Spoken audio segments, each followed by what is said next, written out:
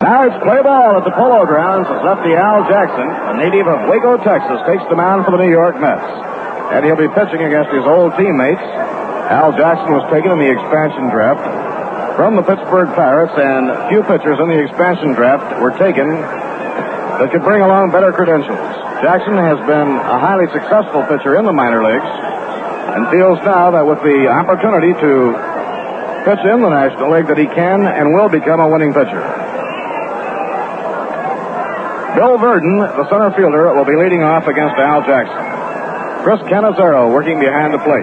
With the Pirates hurling a left-hander at Mizell, Casey Stengel inserting right-handed hitting into his lineup today.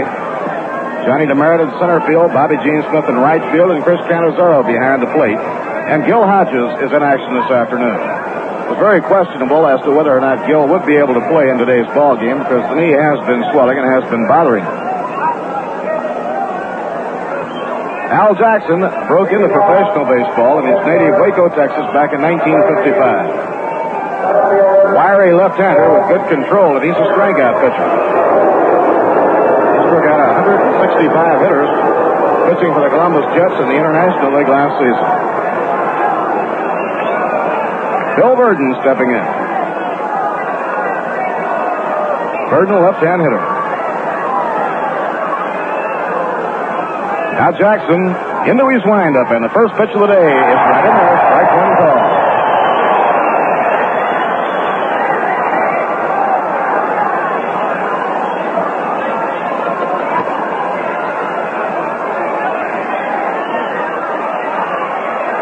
Pitch to Verdon, breaking ball. He lays off of it. It's taken outside, and the count is even now at 1-1 strike on Verdon. Dick Grote, the on-deck batter, and then the right fielder, Roberto Clemente. Yesterday, the Pirates won the game 4-3, a game played under tough weather conditions, but a good ball game. Now Jackson over the head. Around comes the left arm. Swing and a miss. Looked like the good slider in off the fist, and Verdon was unable to get it. 1 ball, 2 strikes. Chris Cannizzaro crouched behind the plate. Let's have the infield playing Verdon as a pull hitter. Inside and low down around the ankles, and the count is even now 2-2. Setting up the defense for the New York Mets, Don Zimmer at third. He's wide of the bag and just about even with it. Felix Mantilla at short, shaded toward second. Charlie Neal at second, and Gil Hodges at first base. Frank Thomas in left field, John Demerit in center field, around in right field, Bobby Gene Smith. Strike 3 call. He got the inside corner, and Verdon knew it. He turns and walks away.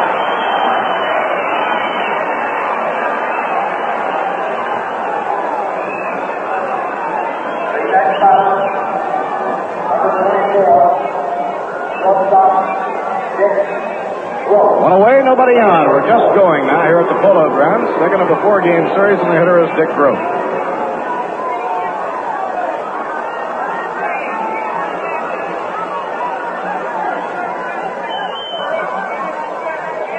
Jackson out of his windup, delivers. Breaking ball over, a strike call.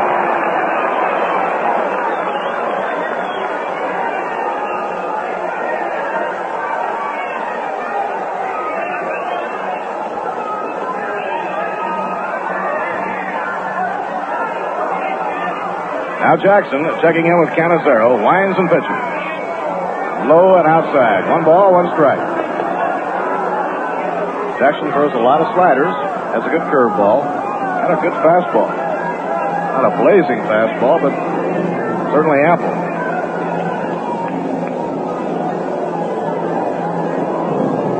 Pitching 1-1.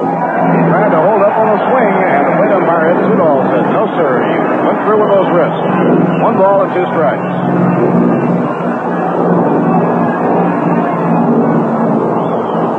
Breeze blowing out in favor of the hitters.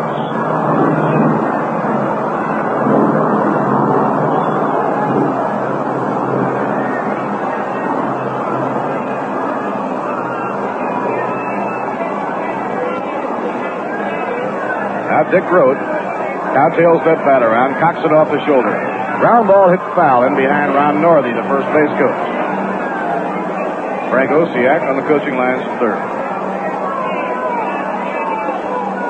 going to like what you see the first time you get to the Polo Grounds this year because the painters have done a wonderful job. Ballpark is all dressed up.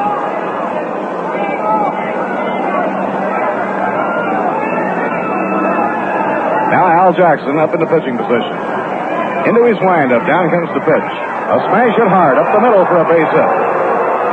Dick Groh with a nice, easy, level swing laces the ball back through the middle for a single.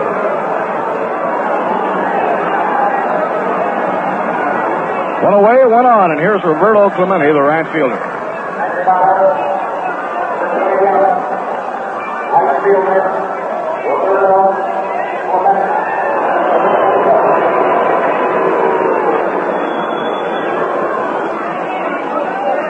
Roberto Clemente, with a .351 average, led the National League in hitting last season.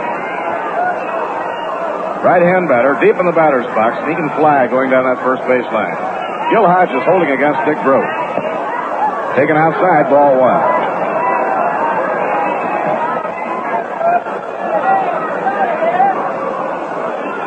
Clemente now, after 7 years, has a lifetime average of .298. If he has another good season, he'll be a lifetime .300 hitter. Pitched by Jackson. Ground ball hit over the bag at third, down the line for a base hit. Groh around second is on his way toward third. Thomas plays the ball off the wall. Clemente goes into second, and stopping at third is Dick Groh.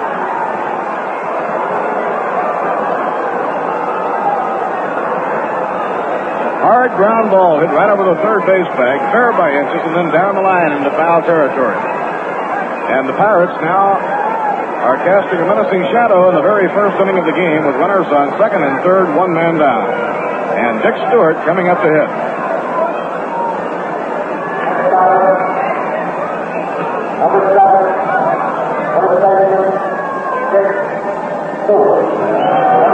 Dick Stewart, power-hitting first baseman of the Pirates. He certainly officially joined the top sluggers club in baseball last year when he hit 35 home runs. Now the Mets have the infield back. They're willing to concede a run to cut off that threat of a big inning. And Charlie Neal pulls way over, almost behind second against Dick Stewart, a pull hitter. Al Jackson into his windup. Down comes the pitch. Swing and a miss, strike one. An off-speed delivery by Jackson has caught Stewart off his panic.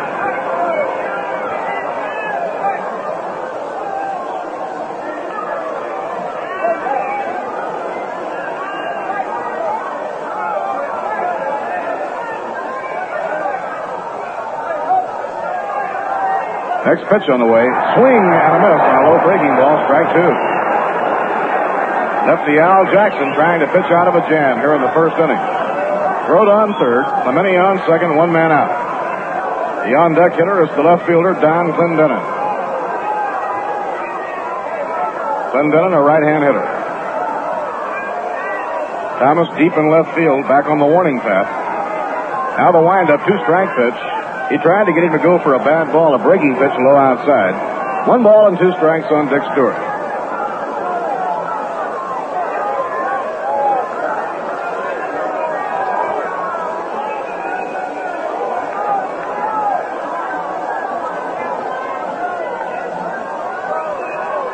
Stewart wearing a golf glove on his right hand.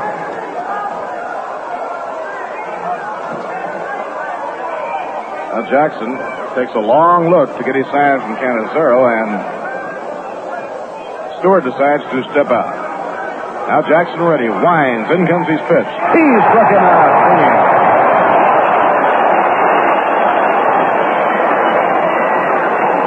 Al Jackson fans Dick Stewart, and now there are 2 away. Gil Hodges is coming over to talk to Jackson for a moment, and now Cannizzaro is going out as rookie Don Clendenin comes on to hit. Don Clendenin, who was born in Neosho, Missouri, was educated in Atlanta, Georgia, and makes his home there, and he's a school teacher at Booker T. Washington High in Atlanta during the off-season. He was a tremendous athlete in both high school and college. He was a 12-letter man. He was actually offered pro contracts in the 3 major sports. 6'3.5", right-hand batter. Jackson into his windup. Down comes the pitch. Swing and a miss, strike one. Jackson and Clendenin were teammates on the Columbus Jets in the International League last season.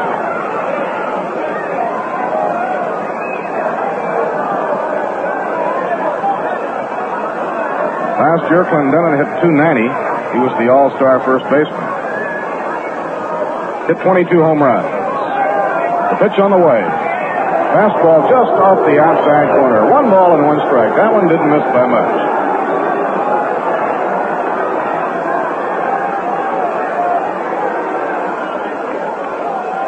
No score. Pittsburgh threatening. Top half of the first inning. Grote on third. Clemente on second. 2 men down. 1-1. The count on Don Clendenin. The big right-hand hitter waiting. Swings and he misses. Strike 2. Low breaking ball thrown by Jackson. Clendenin deep in the box, well back from the plate, feet wide apart. He's a big swinger. Takes that big sweeping swing.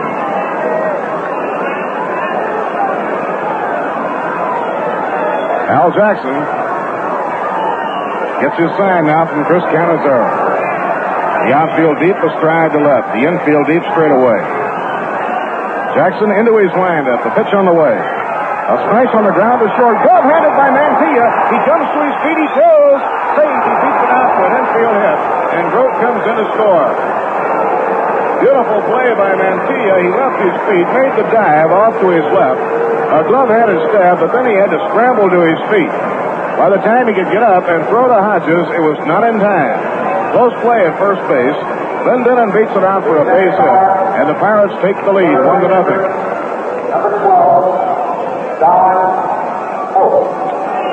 Mantilla, by smothering the ball, saved the run. Clemente forced to stop at third. Runners on first and third now. 1 run in. 2 men down. Don Hoke, a tough hitter, steps in. Strike 1 call.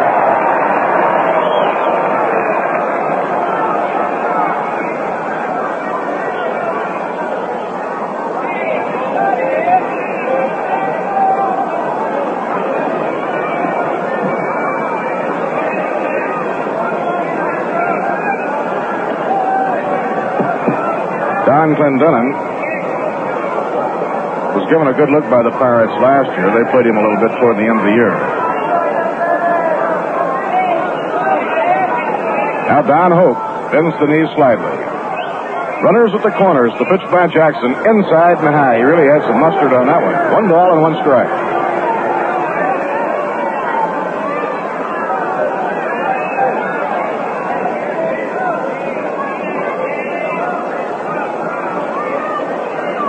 Jackson struck out the leadoff hitter in the game, Bill Verdon.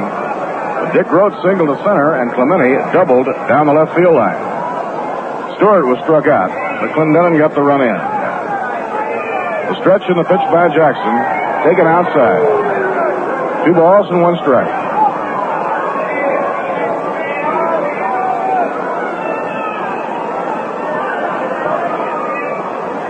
Don Hoke, veteran third baseman. Real good hitter in the clutch. Hoke hit .298 last year. Now Jackson makes the 1-second stop. Kicks the leg. Delivers. Outside, ball 3. And he goes behind on Hoke, 3-1.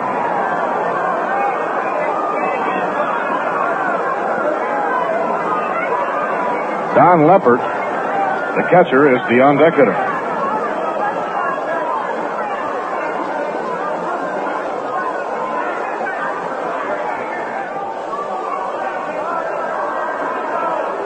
Three and 1, the count on Don Hoke. Runners at first and third. 2 men down. 1 run in, top of the first inning.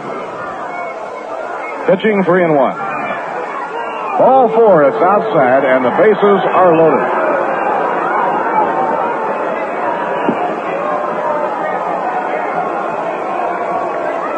That brings up the catcher, Don Leppert.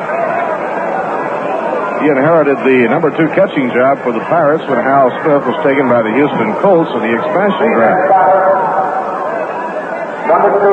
Considered an outstanding prospect, he was tearing up the International League pitching when the Pirates brought him up last year to serve as a reserve behind Smokey Burgess. He was hitting .386 with Columbus through 39 games. A high fly ball hit the left center field. It's deep. Back goes Johnny Demerit. He's getting under it in left center, and he makes the catch beside his out. The ball was hit a long way to left center field, and Johnny Demerit goes out to get it. 1 run, 3 hits. No errors, 3 left on. The score in the middle of the first here at the Polo Grounds, Pittsburgh 1 and the New York Mets coming to bat.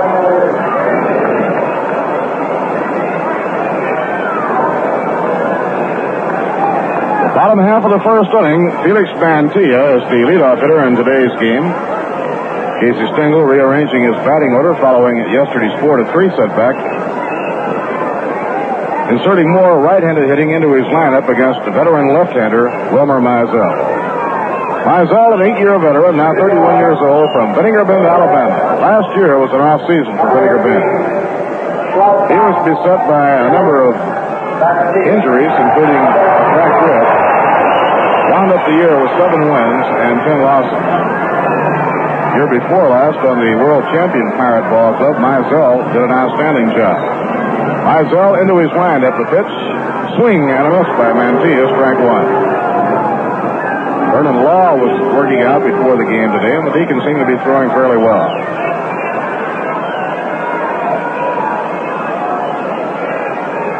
Nobody on, nobody out. Last half of inning number 1. Let up by Mizell, taken inside and low. 1 ball, 1 strike.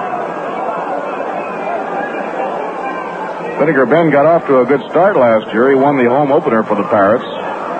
Won his next game, a low-scoring ball game against the Cubs, and then started running into problems. Breaking ball over, a call strike to Felix Mantilla. 1 ball and 2 strikes.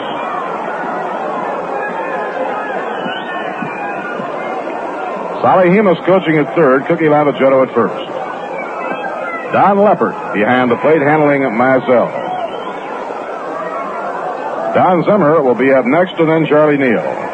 The 1-2 pitch off the outside edge. Mantilla taking it, 2 balls and 2 strikes. Skies partly cloudy, temperature around 50. Wind blowing out.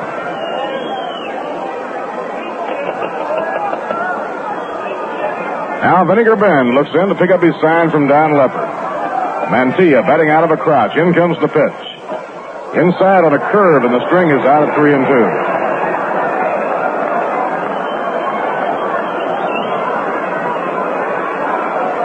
Easter weekend, the New York Mets will be in Pittsburgh for a series against the Pirates.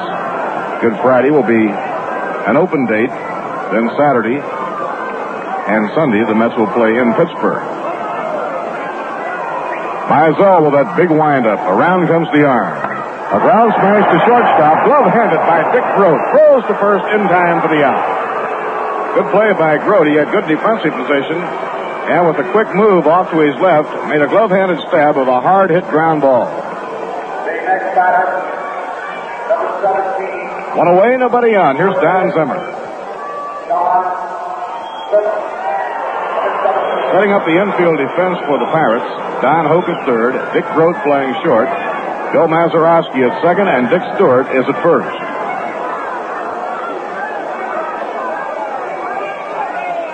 Zimmer swings and hits a high fly to center field. Backing up is Bill Burden. He's under it now and puts it away for the out.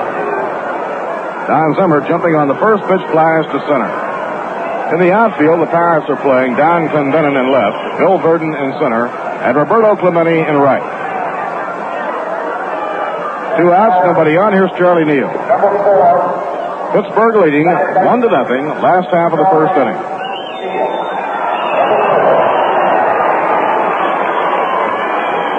We'll be posting all the scores of the other games as they come in.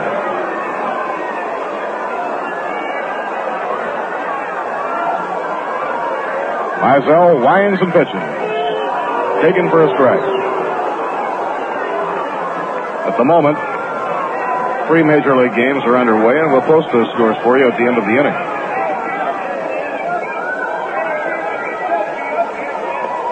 Outside and high, Charlie Neal taking 1 ball, 1 strike. Charlie off to a good start. He's hitting .375.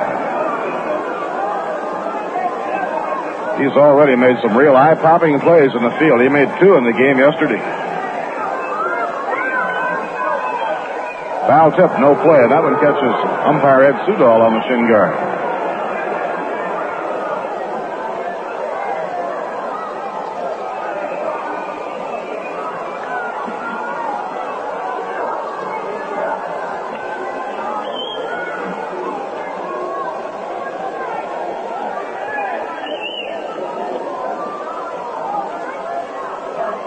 Neal, the hitter, with a count of 1 ball, 2 strikes. 2 outs, nobody on. Mizell cranks up and pitches. Way up high. That one goes all the way to the backstop. No damage done and nobody on. But it brings the oohs and the ahs, and the count now is 2-2.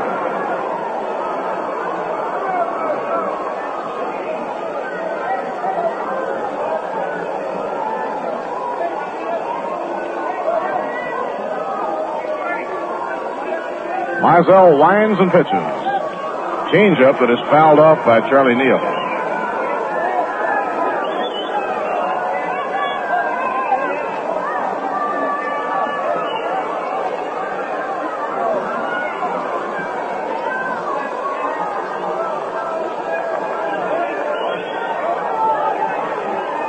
Two and 2 to Neal. Frank Thomas crouched in the on-deck circle. In comes the pitch. He lays off of it. Started to go. Had a notion held up, but it's outside. Full count, 3-2.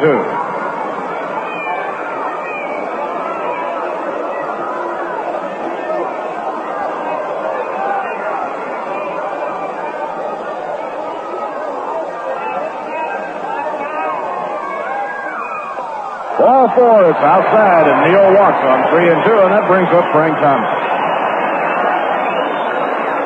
Batting practice before the ball game, Frank was really pumping that ball into the upper deck in left field. Of the players in the National League who came into the Polo Grounds as a visiting player, only Stan Musial hit more home runs than Frank Thomas. Willie Mays, of course, leads the parade. When Willie was playing here, 94 of his home runs were hit here at the Polo Grounds. And Frank connected yesterday. It was his 22nd Polo Grounds home run. As they say, that was a home run any place. It would have gone out of Yellowstone Park.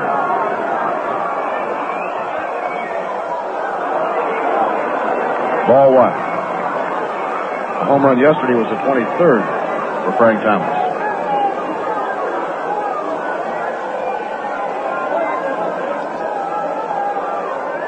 Charlie Neal leading off first base. And Mizell throws over there.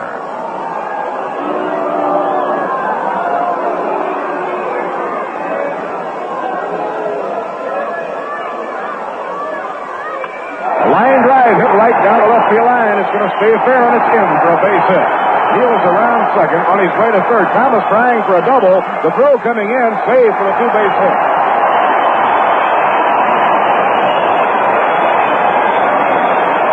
Double to left field for Frank Thomas on a hard sinking line drive hit down the left field line. And now the Mets trailing 1-0 have runners at second and third, 2 men down, and Bobby Gene Smith coming up.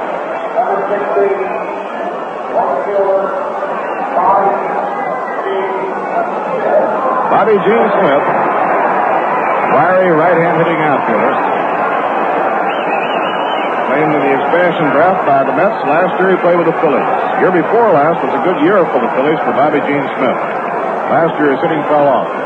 He hit well the closing part of spring training. Breaking ball in the dirt. Good stop by Don Leppert. 1 ball and no strikes. Gil Hodges waiting on deck.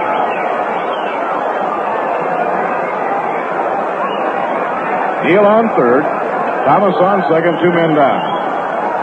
Mizell over the head a second time. Down comes the pitch, and it's way up high. Now Don Leppert is putting out to the mound to talk to Mizell. The count goes 2-0 on Bobby Gene Smith. So Smitty gets out of there to check with Sally Hemus, the third base coach.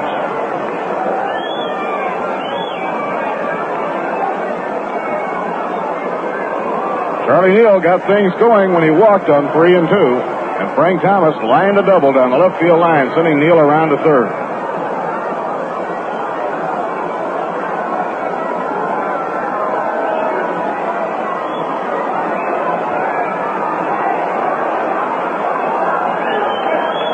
Ready to go again. 2-0 pitch. Ball 3 is outside.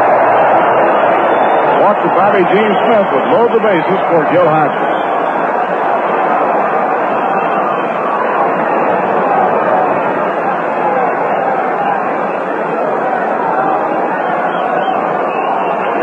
Here's the windup and the 3-0 pitch. Strike one call, 3-1.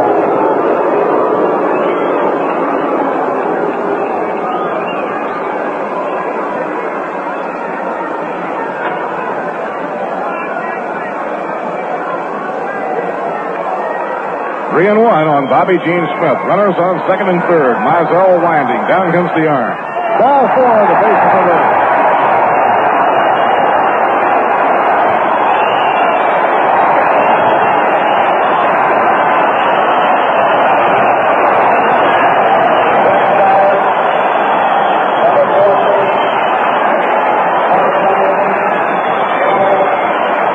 Gil Hodges steps in.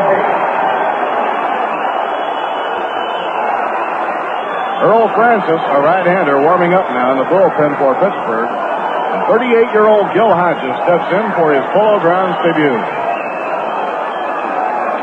Gil wasted no time in the home run department. He belted one in St. Louis. Here's the windup, pitch to him. Inside and low, 1 ball and no strike. And now Don Hoke is over from third to talk to myself. Gil was unable to play in the game yesterday due to an ailing knee. He worked out on it prior to today's ball game, and it was enough better so that Gil wanted to give it a try. For the Mets, Charlie Neal on third, Frank Thomas on second, Bobby Gene Smith on first, 2 men out. The Mets trailing 1-0, last half of inning number 1. Mizell out of his windup, the pitch on the way. Outside and high, ball 2. John DeMeritt, the center fielder, is the on-deck hitter. So we are getting off to a fast start in this ball game with an exciting opening inning.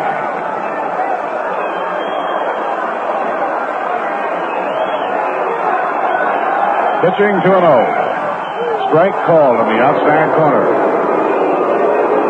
Don Leppert bluffing a toss down to first base as Dick Stewart came running in. Pirates with the infield back deep against Gil Hodges.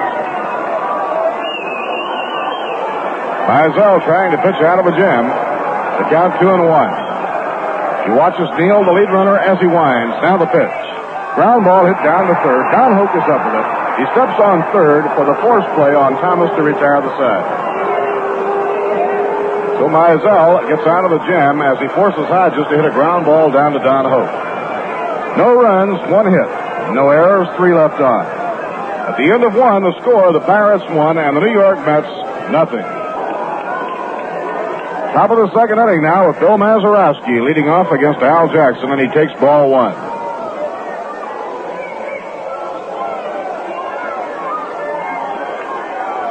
Next windup, and the pitch thrown by Jackson way outside, ball 2.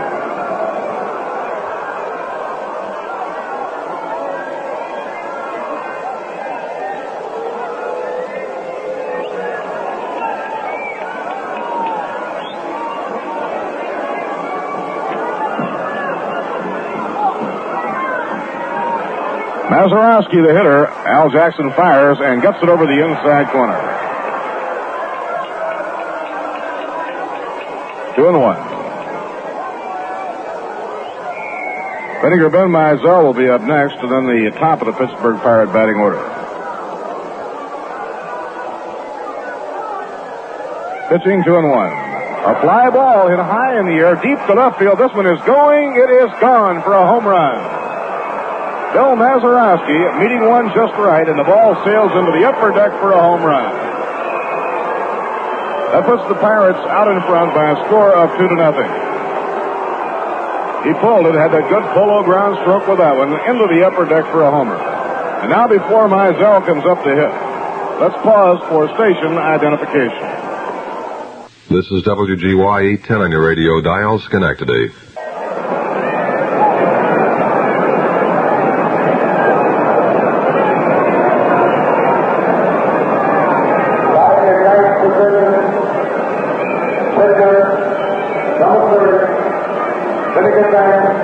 Bob Murphy with Lindsey Nelson and Ralph Kiner. The hitter now is Mizell. Pitched by Jackson is taken inside, ball one.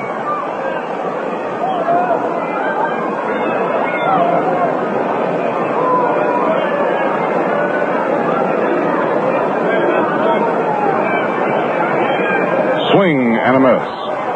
1 ball, 1 strike.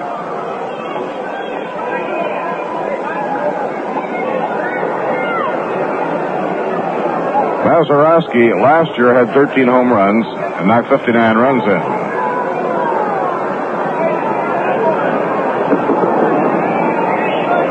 Bounced foul, coming right straight back. 1-2 on Mizell.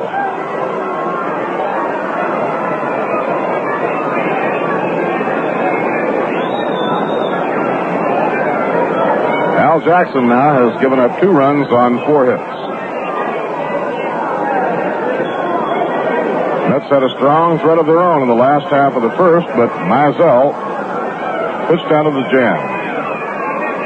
Ground ball right back to the mound, easily taken by Jackson. He pegs to Hodges, 1 away.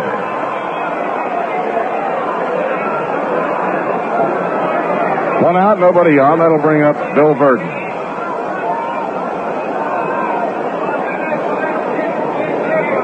Bill Verdon, leading off in the ball game, was called out on strikes.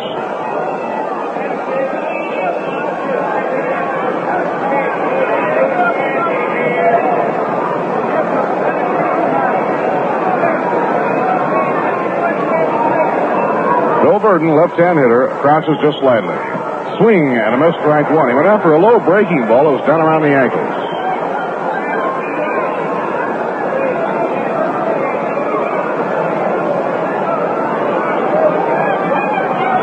Don Zimmer in close at third against Verdon, always a threat to bunt. Ground ball hit down the first baseline. Gil Hodges grabs the big hop. Gil makes the unassisted play to retire Bill Verdon. There are 2 away. 2 outs, nobody on. Dick Groat coming on to hit.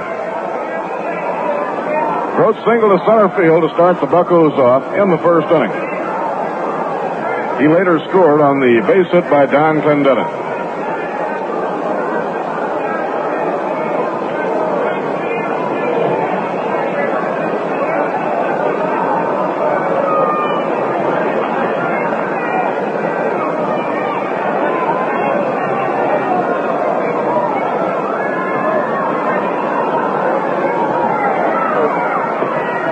Outside and high. 1 ball, no strikes. Doubleheader tomorrow. Then the Colts come in on Monday and Tuesday, followed by the Cardinals on Wednesday and Thursday.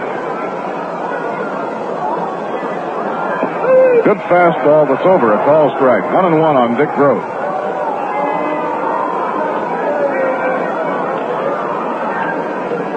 Groat came right off the Duke University campus to the Pittsburgh Pirates.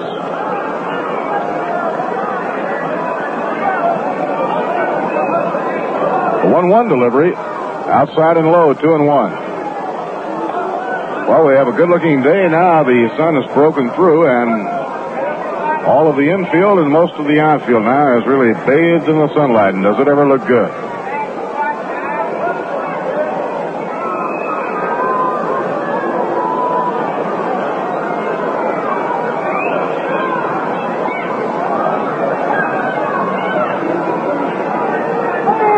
Jackson has his sign from Cannizzaro. Pitches 2-1. Ground ball bounced down to third. Zimmer backs off, grabs the hop, hurries to throw in time, and he has him by a couple of running strides.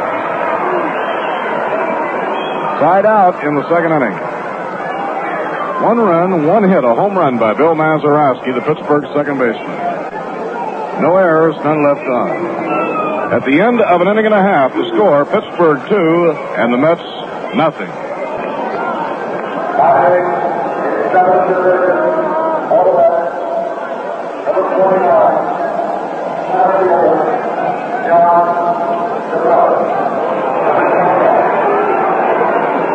John DeMeritt leading off against Mizell in the home second. Looks at a breaking ball that's over for a call strike.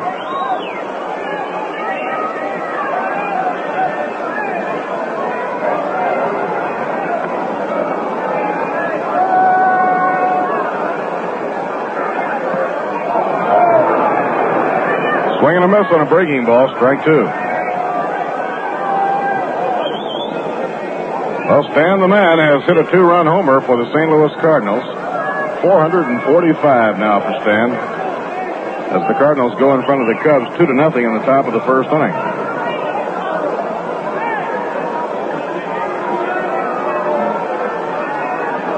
Next pitch to DeMerit. He lays off of it. It's outside and high. 1 ball, 2 strikes. Johnny DeMerit originally was signed to a bonus contract by the Milwaukee Braves. Mizell winds and pitches. Foul ball, twisting back upstairs and out of play.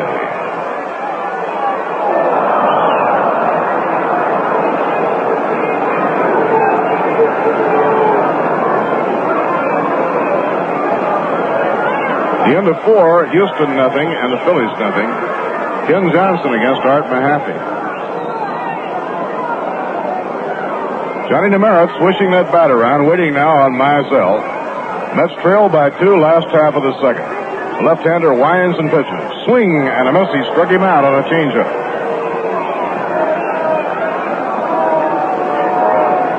One away as Johnny DeMerit goes down swinging, and that'll bring up Chris Cannizzaro.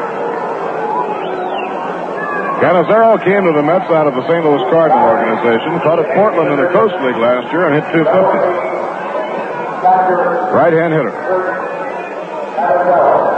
Cannizzaro is a good worker behind the plate.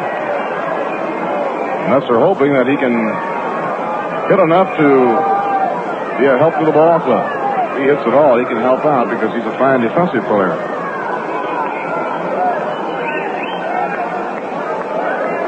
Pitched by Mizell. Ball 1. Doubleheader tomorrow, getting underway at 2. Bob Friend and Al McBean to pitch for the Pirates. For the New York Mets, Roger Craig in the first game and Bob Miller in the second game. Ground ball bounced down to third. Hope fields it even with the bag. The overhand throw is in time to get Cannizzaro 2 men down. 2 outs, nobody on last half of the second, and up to hit now will be Al Jackson.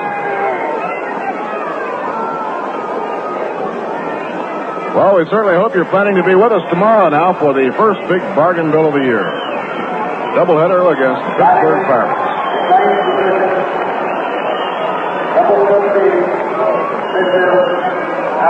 Pitcher against pitcher, Mizell against Al Jackson. Joined late, Pittsburgh scored 1 in the first and 1 in the second. Mazeroski building a home run in the second, nobody on. Swing and a miss, strike 1.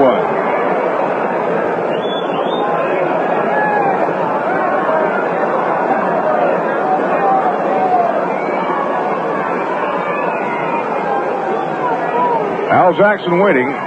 He goes after a breaking ball and misses, strike 2.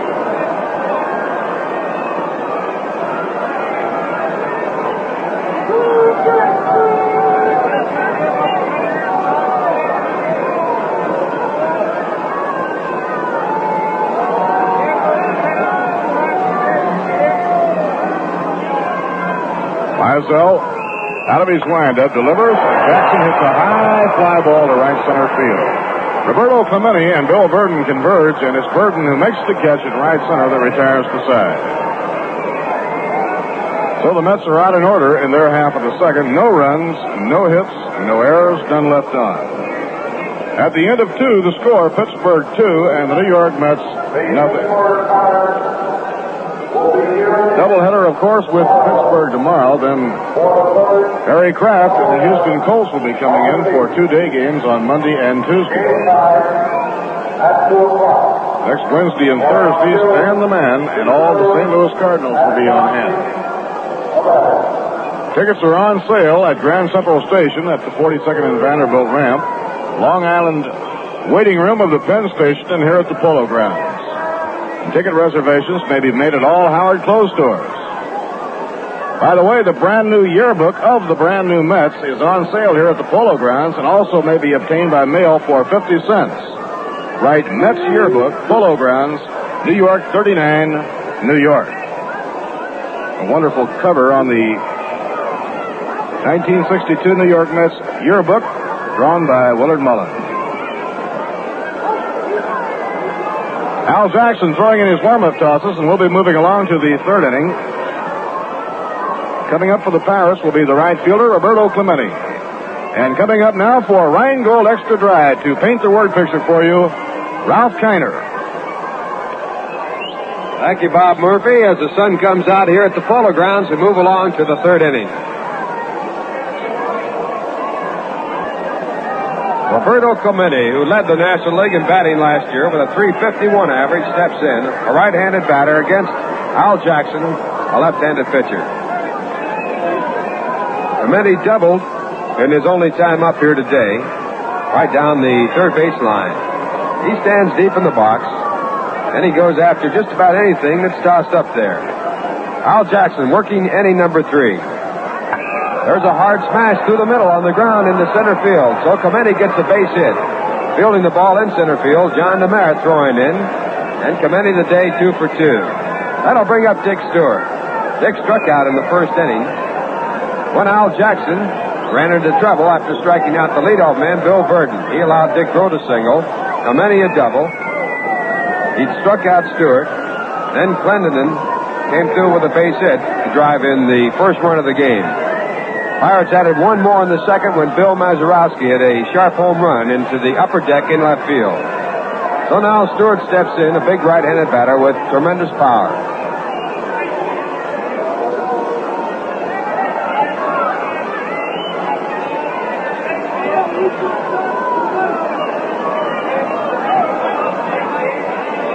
First pitch to Dick, a check in the swing, and the ball is fouled away. Strike one.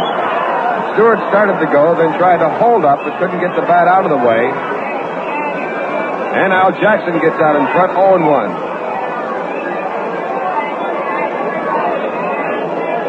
Jackson pitching against his former teammates.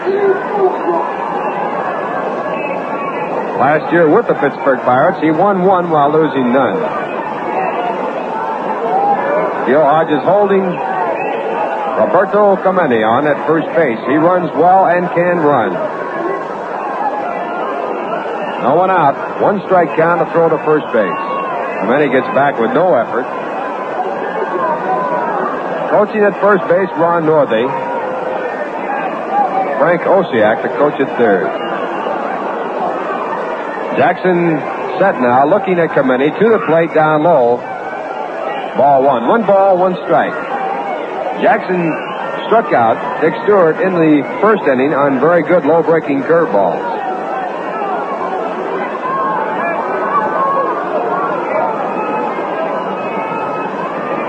Stewart last year hit 35 home runs, 117 runs batted in. 1-1 pitch is low, ball 2. 2 balls and 1 strike.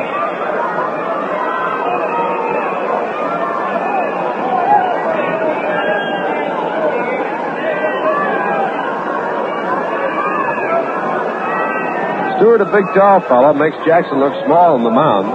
Jackson stands 5'11", weighs 173 pounds.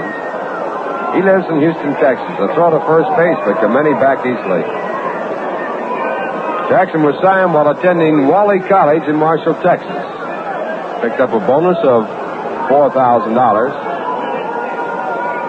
Started pitching in 1955 in Waco, Texas, his hometown. At that time, a curveball inside, ball 3. So now Jackson 1 pitch away from moving Clemente down to second base, putting Stewart on. The count 3 balls and 1 strike. No one out. Stewart taking a look at the third base coach for the hitter take sign. Thomas very deep in left field. Merritt in center pulled around towards left center and deep. 3-1 pitch, swung on and fouled away, and the count goes full.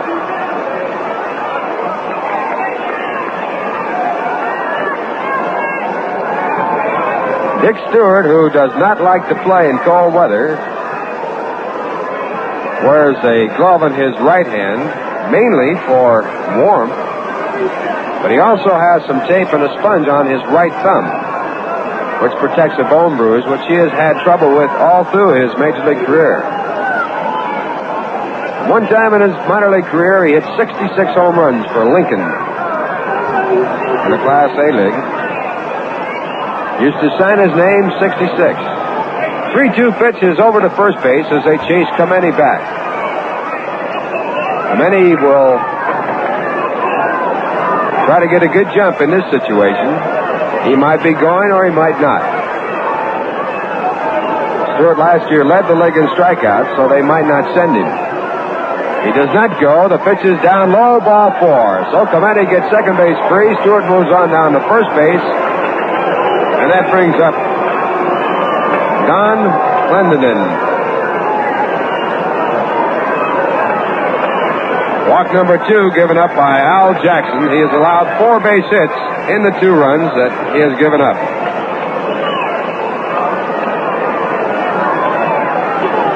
Don Clendenin, the batter. Big, tall right-hander.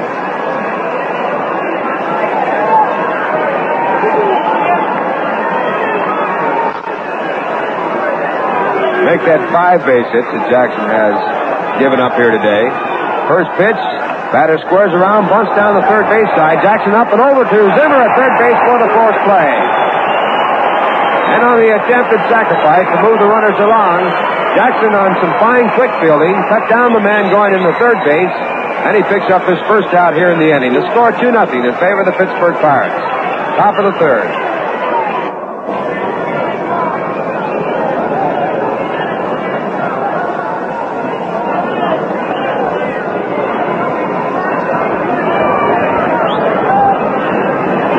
Now Don Hoke steps in. Don, a right-handed batter with runners at first and second base. He walked in the first inning, so officially not credited with a time at bat. First pitch to Don, down low, ball 1. Jackson has been in trouble all 3 of the innings that he has worked in the ball game.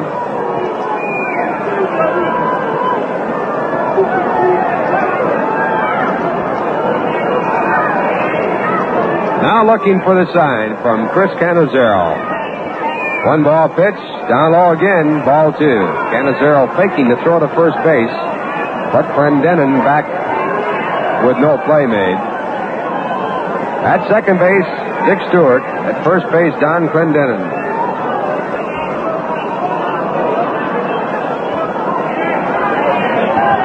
In the batter's box, Don Hoke with a 2-ball count. Jackson back, a hard swing and a miss, strike 1. Hope going for the downs, couldn't get it. 2 balls and 1 strike.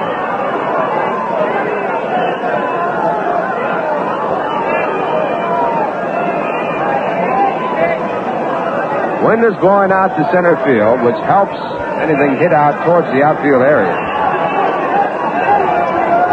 Jackson checking Stewart at second and to the plate. A swing and a foul down the dirt out of play, strike 2. So now Jackson evens it up at 2-2.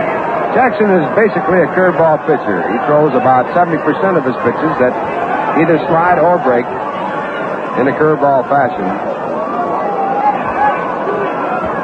He has registered some fine strikeout records in the minor leagues. Last year for Columbus, in 31 games and 196 innings, he was 12-7, striking out 166 batters ball, walking only 44. 2-2 pitch to Hoke. Just inside, ball 3. So the count goes full on Don Hoke. The on-deck batter, the catcher, Don Leppert. And runners at first and second base. Pirates lead 2-0 over the New York Mets in their second game here in the Polo Grounds. The runners go. The pitch is fouled away. So manager Danny Murtaugh, with 1 man out, had his runners moving on the 3-2 count, but they will now go back to their respective bases. Clendenin at first base, Dick Stewart at second. Now time is called as Cannizzaro goes out to the pitcher's mound to talk it over with Al Jackson. On the 3-2 pitch, Jackson came in with a curveball that Houck got out in front of and pulled foul. Now time is in. The outfield not quite as deep on Hoke as they have been playing. Jackson steps off the mound to run Stewart back at second base. They both had a pretty good jump on the last 3-2 pitch, so evidently Cannizzaro going out to say Stay alive now, hold them close. They go again. The pitch is on the ground to Zimmer. Tough play. Takes it to third on the ground. The tag is back. It's going to first base in time. A double play.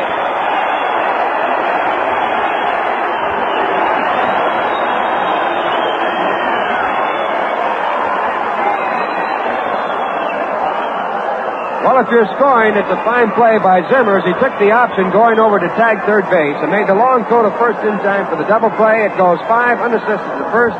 And in the inning for the Pittsburgh Pirates, no runs on 1 hit, no errors, 1 man left in the score. At the end of 2 1/2 innings of play, Pittsburgh 2, the New York Mets nothing. Moving along now to the bottom half of the third inning, the Pittsburgh Pirates out on the field defensively with a 2-run lead, and batting for the New York Mets, Felix Mantilla. First pitch to Felix, a called strike as Mizell changes up, catches the outside corner. Mantilla was retired on a great play by Dick Groat at shortstop in his only time up, 0 for 1. Right-handed batter, Mizell a left-hander, back with a changeup that's outside, ball 2. Make that ball 1. 1 ball and 1 strike. Mizell has big motion, throws the ball with very little speed. Looks as though he'll throw it right through a brick wall. At one time, he could. 1-1 pitch to Mantilla. Slow curveball that's up too high, ball 2. 2 balls and a strike. The on-deck batter, Don Zimmer. He'll be followed by Charlie Neal in that order here in the bottom of the third inning.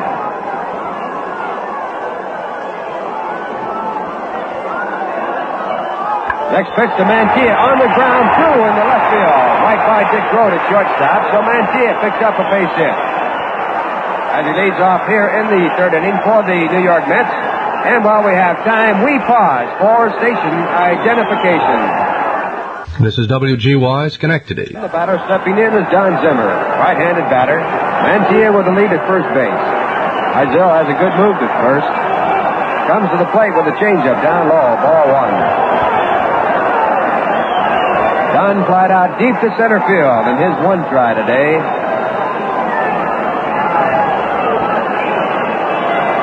He hits from the middle part of the batting box. Now set as Mizell comes inside. The ball gets away from the catcher. Mantilla moves on down to second base.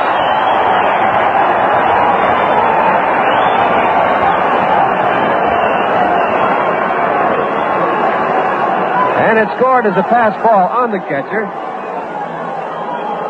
And Mantilla on the play moved on down. Ball 2. 2 balls and no strikes.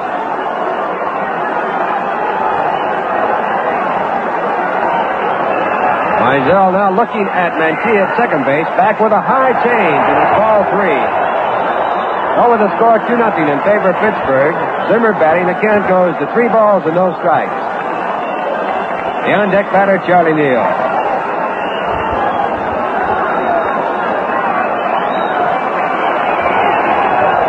Zimmer set and to the plate on the 3-0 pitch. A swing and a miss, strike 1. So Zimmer going for the 3-0 pitch. Chased the ball that was away from him. 3 balls and 1 strike.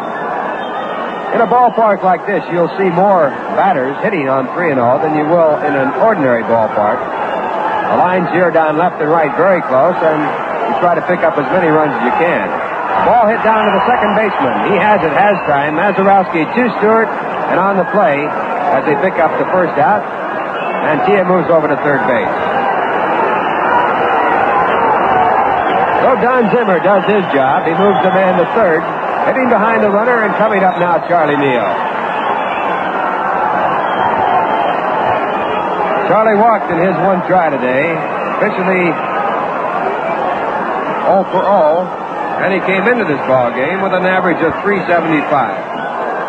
That included a home run, 1 of 3 by the New York Mets so far this year. Hodges had 1 in the opening game in St. Louis, as did Neal.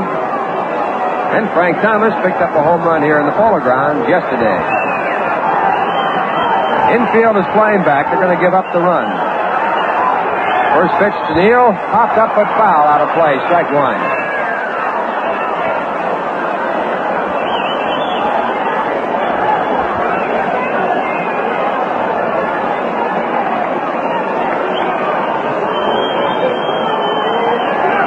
Vinegar Ben Mizell on the mound trying to protect the 2-0 lead. And the 1-strike pitch to Neal, smashed down the Groat at short. pulls it out of his chest, throws across in time, and Mantilla scores in the play. So it's out number 2. The score of the game now 2-1 in favor of Pittsburgh, and coming on Frank Thomas.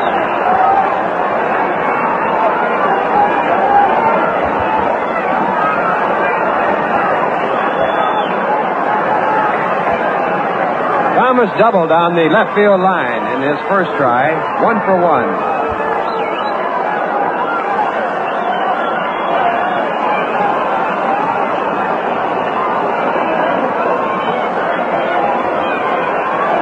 Two-one game now as Thomas steps in the batter's box, standing close to the plate. The first pitch to him, a fastball up high, ball 1.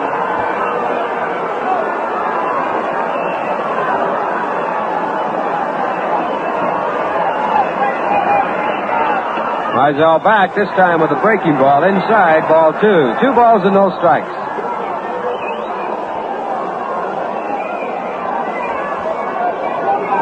Two balls, no strikes. Frank Thomas, the batter. Mizell, the left-handed pitcher, looking for the sign from his catcher. Now sets and throws. Up high and inside, ball 3. So Thomas has it. 3 balls and no strikes.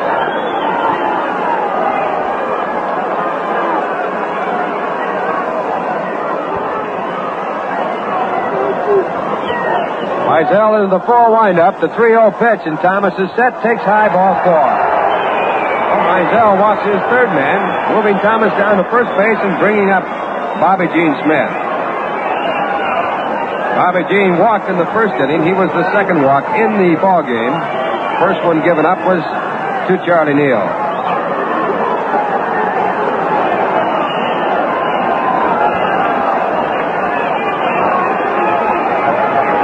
Mizell to Gene Smith, and it's down low, ball 1. Curveball in the dirt. Don Leppert pulls it out of the dirt. 1 ball and no strikes.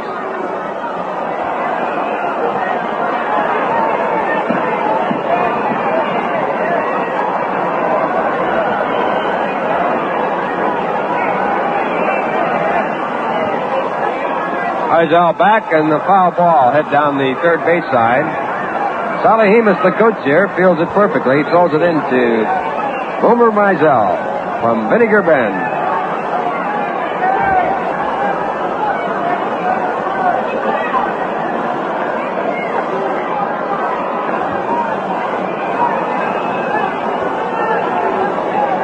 One ball, 1 strike, 1 out.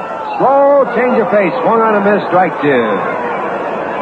Mizell really pulled the string of that one. Bobby Gene Smith way out in front. The on-deck batter is Gil Hodges.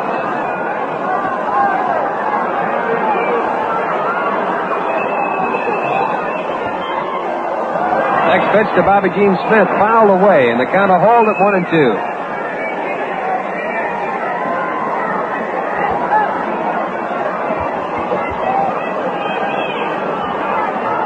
Frank Thomas at first base, being held on by Dick Stewart there. Score 2-1 in favor of the Pittsburgh Pirates. Now Mizell with a 1-2 pitch. Again fouled away. The count again holds at 1 ball and 2 strikes. Pirates scored 1 in the first inning, 1 in the second. Mets have scored 1 right here in the third. So it's 2-1 Pittsburgh.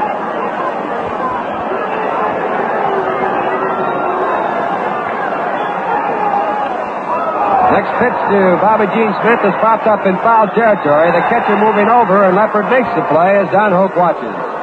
And that retires the side. In the inning for the New York Mets, they pick up 1 run on 1 hit. No errors, 1 man left in the score at the end of 3 innings. The Pittsburgh Pirates 2 runs on 5 hits. The New York Mets 1 run on 2. It's a 2-1 game. The Pittsburgh Pirates lead at the top of the 4th inning. On the mound for the New York Mets, Al Jackson, the left-hander, looking in. He'll be working against the catcher, Don Leppert, the second baseman, Bill Mazeroski, and Wilbur Mizell. First pitch to the catcher, Leppert, a 2-hopper down to Zimmer at third. The throw to first base in time by 5 steps, out number 1. So Leppert, who flied out deep to center field, goes out on the ground to Zimmer, and the batter coming in, Bill Mazeroski. Mazeroski lined a home run into the upper deck in the second inning to put the Pirates out in front 2-0. The Mets added one in their half of the third to bring it up to 2-1.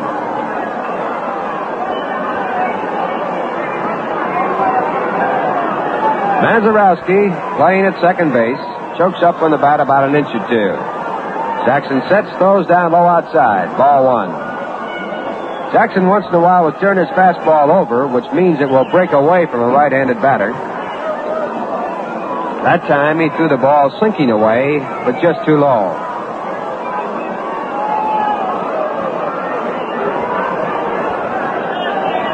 Now Al back to Mazurowski. Again low, ball two. 2 balls and no strikes.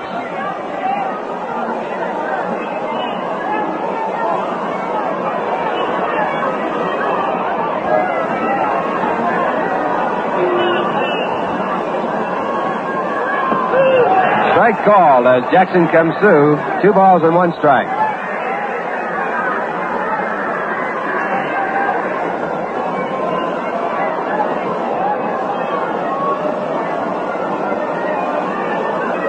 Jackson with the 2-1 pitch. Foul right into the glove of the catcher. Strike 2. 2 balls and 2 strikes. Jackson working to Bill Mazurowski. Bill Mazurowski, the second baseman.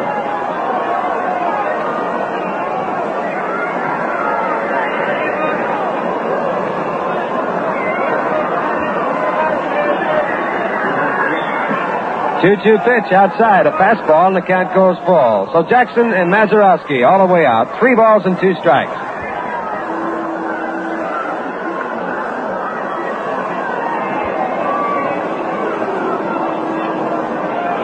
Al Jackson into the full windup, and to Mazurowski gets him swinging on a pitch right around the knees for strike 3. So Mazurowski goes down. That's strikeout number 3 by Jackson, and the batter coming on, Vinegar Ben Mizell.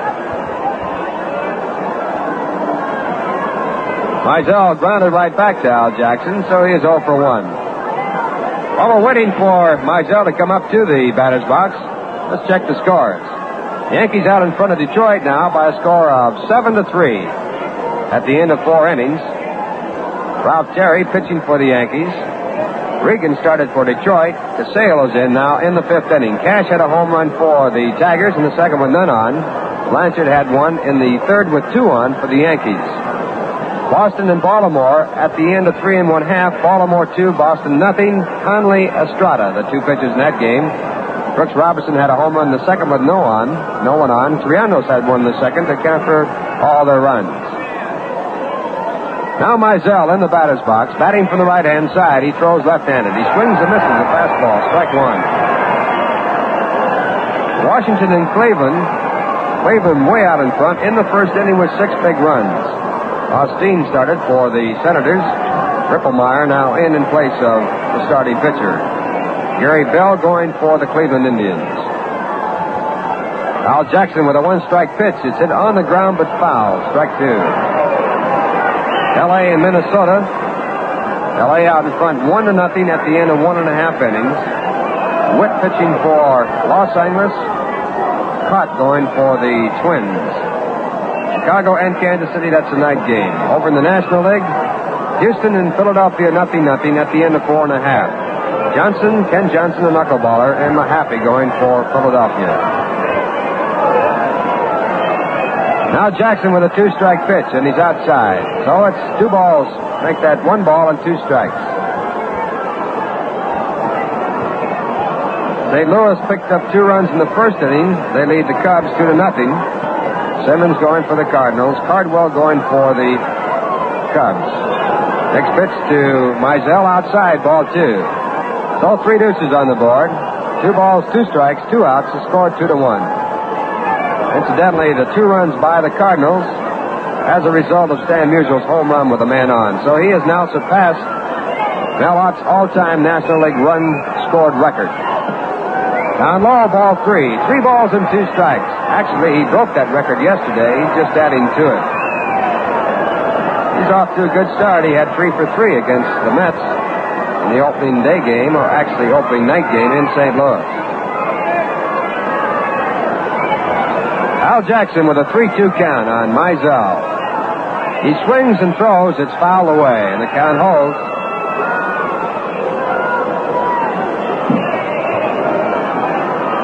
3 balls and 2 strikes. Bright sunshine now here at the Polo Grounds. The Mets have seen a lot of cloudy days over the past week. They actually were not rained out of a ball game in the South.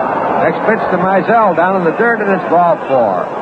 That puts Mizell at first base with 2 men down and brings up Bill Verdon. Walk number 3 by Al Jackson.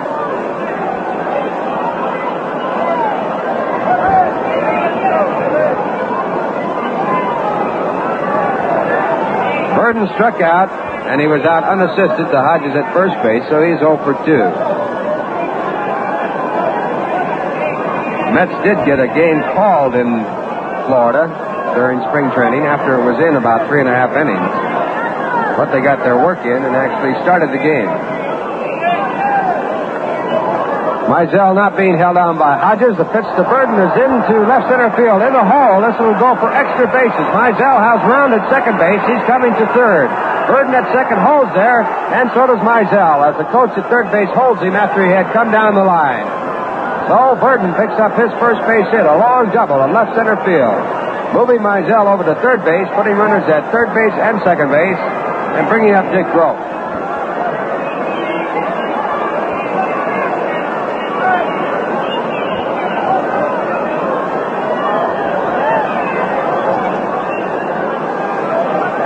Hit number 6 off of Al Jackson. And Dick Groat stepping in. He had the first base hit of the ball game, and he also scored the first run. One of the 2 scored by the Pittsburgh Pirates.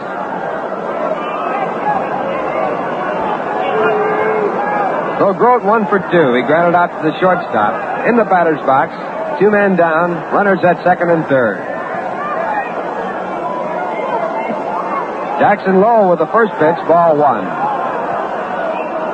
Dick Groat made his debut in Major League Baseball right off the campus of Duke, right here in the Polo Grounds for the Pittsburgh Pirates.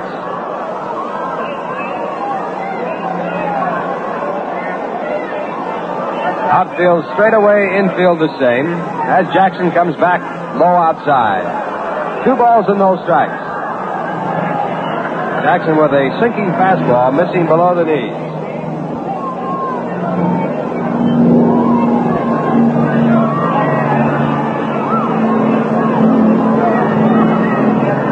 Mizell at third base wearing a pitching jacket. At second base, Bill Verdon. 2-0 pitch is fouled away, strike 1. 2 balls and 1 strike.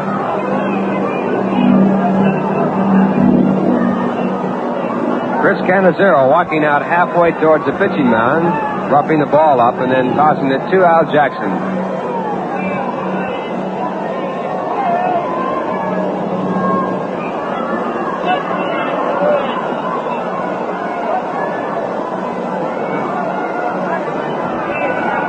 Jackson looking for the sign. Glove on his right knee. Now has it, looks at Mizell at third, and comes to the plate with a 2-1 pitch. Again, it's fouled down the dirt off of the leg of Dick Groat. And the count, 2 balls and 2 strikes. Jackson was drafted by the Mets from the Pirates in the expansion draft. He spent most of the season with Columbus in the International League, which is a Pittsburgh Pirate farm club. But he did get into some Major League play, and he was very impressive. He worked 3 games for the Pirates, struck out 15 batters in those 3 games, walked only 4 in 24 innings. So he's had Major League experience. The 2-2 pitch, foul back in the screen, the count holds at 2 balls and 2 strikes. 2 men out, the score 2-1 in favor of the Pittsburgh Pirates. Top half of the 4th inning.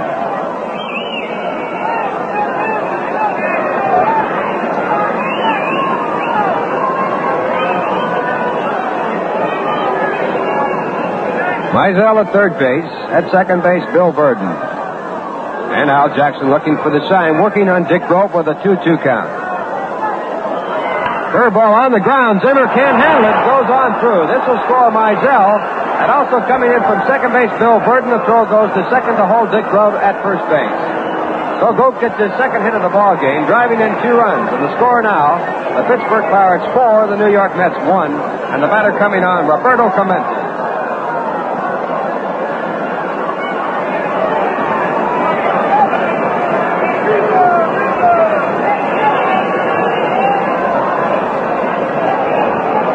Clemente 2 for 2. He doubled down the left field line in the first inning. He singled to center field. Batting now with Grote at first base. 2 men down.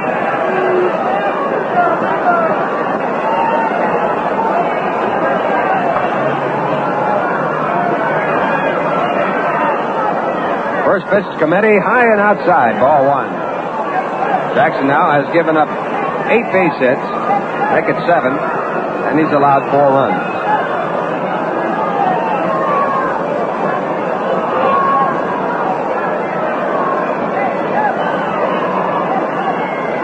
Clemente 2 for 2, deep in the batter's box. He led the National League in batting last year at .351. There's a drive to right field, going over towards the wall. Bobby Gene Smith, he plays it off of the wall. Going to third base is Dick Grote. The throw to second is not in time. So Clemente has picked up his 3rd in a row, moving Dick Grote over to third base. And the batter now, Dick Stewart.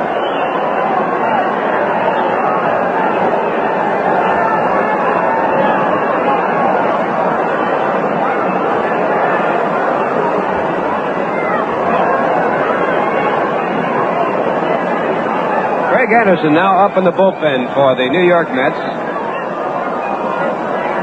Bobby Gene Smith played that drive off of the right field wall perfectly. The score was a little wide at second base, but Clemente had the play beat, and he can fly.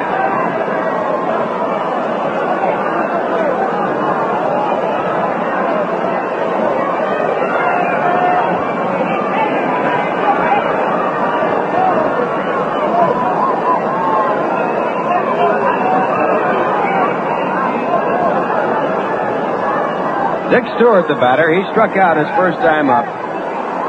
Tried to check his swing and was called out. And he walked in the third. Now batting with an open base at first base, the on-deck batter, Don Clendenin. Curveball, a check in the swing, but moving down the first base line, it's fair. It goes by Hodges down the line. This will score 2 more. Hodges running all the way out to the right field wall, makes the play. Stewart is going to try for 3. The long throw over to third base, not in time.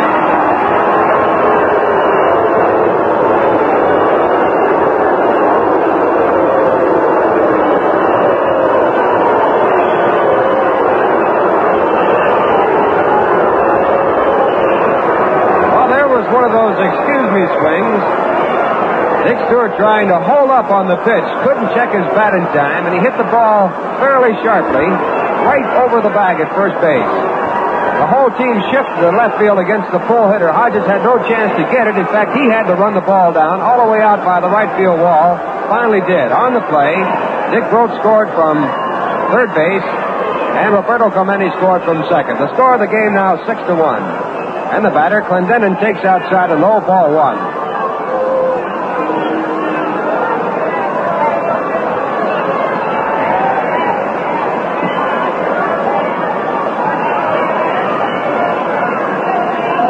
Ball 1's in the inning, 2 men out. Next pitch to Clendenin, outside and low, ball 2. Well, they all look the same in the scorebook the next day, but that was one that Dick Stewart, I'm sure, is mighty happy about because he tried to check his bat on the swing and just dribbled the ball by Gil Hodges right over the top of the first base bag. And he picks up 2 runs batted in. Cannicero now out on the mound talking to Al Jackson. 2-ball count on Don Clendenin, the left fielder, big, tall, right-handed batter.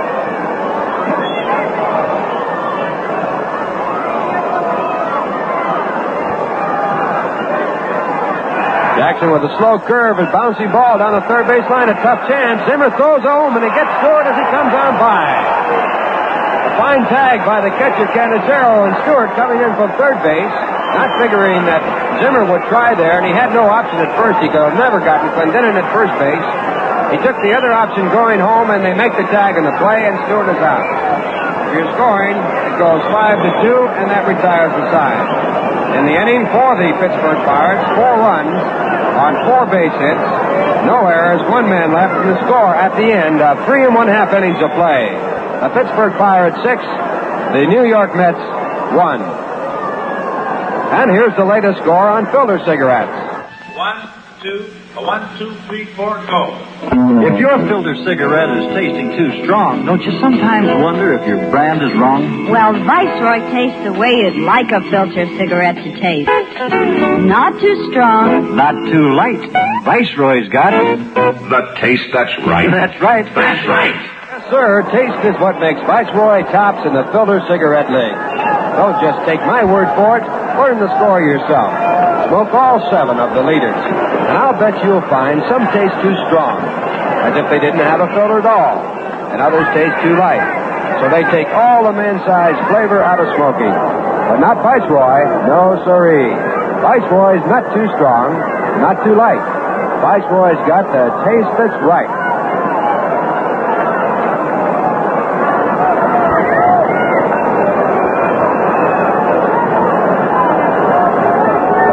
The 4th inning. And the Pittsburgh Pirates, with 4 big runs in the top of the 4th, have gone out in front of the game 6-1. They have 6 runs on 9 hits. The Mets now batting in the 4th, 1 run on 2. And their leadoff man, Gil Hodges. It'll be Gil Hodges, John Demeritte, and Chris Cannizzaro against Vinegar Ben Mizell. The first pitch by Mizell, fouled down in the dirt, strike 1.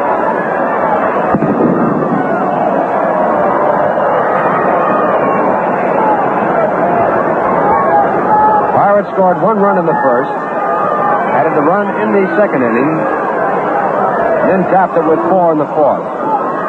Mets scored their 1 run in the 3rd inning.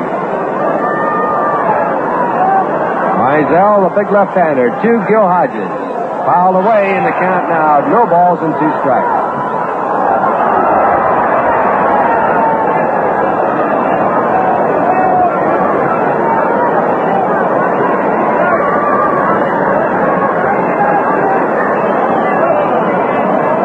On Gil Hodges. Gil was safe in the fielder's choice when he grounded out. They forced Thomas at third base. The next pitch to him is outside, ball 1. Two strikes and 1 ball.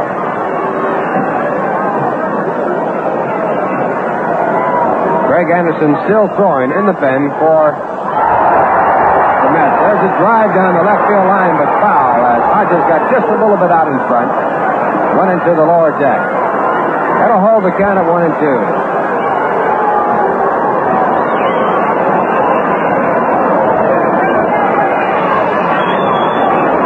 Gil has a pulled muscle in the back of his knee area. And this morning he had a shot of Novocaine and cortisone in there. He was not scheduled to play. Starting first baseman, Jim Marshall. But he asked Casey to put him in. He said the knee was feeling much better. 1-2 again. Catches on the outside corner. Calls strike 3. So Gil goes down looking, and the batter coming on, John Demeritte. That's strikeout number 2 for Mizell. He picked up Demeritte in the second.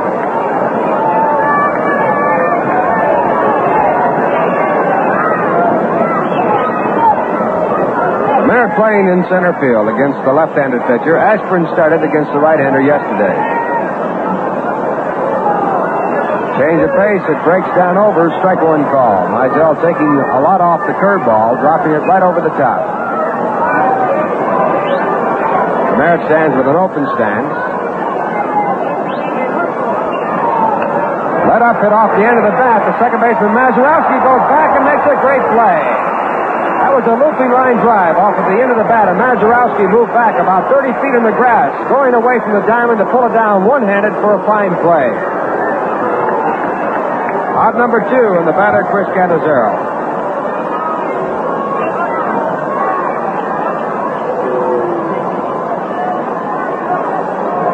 Cannizzaro, right-handed batter, grounded out to the third baseman, Don Hope. He is 0 for 1, making his debut here in the Polo Grounds for the New York Mets. Mizell just a little bit high, ball 1.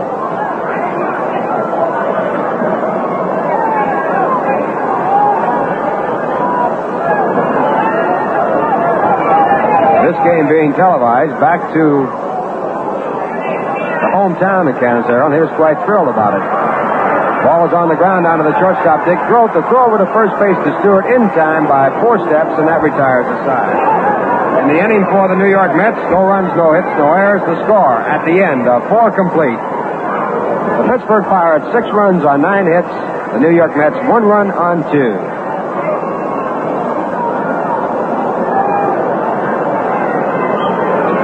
Well, it's baseball here at the Polo Grounds, and for a long time there in the spring, the last part of the spring training season, we weren't too sure we'd ever get up here. Time was starting to drag, but now that we're all here, all the players, and I know that Bob Murphy and Lindsey Nelson and myself certainly are happy to be in New York and ready to go. It's going to be a great season. We have a doubleheader, the first one of the season, coming up tomorrow, starting at 2:05. Scheduled to go for Pittsburgh, Bob Friend, who pitched the shutout, his first time out this year. And also McBean, big tall fella, but good stuff. So you'll be seeing a lot of stars in action, stars that you haven't seen before in the National League. People like Vada Pinson, who has never played in the Polo Grounds, and many others. Should be a great season. Now, while we have just a little bit of time, we pause for station identification. This is WGY 810 on your radio dial, Schenectady, your New York Mets baseball station.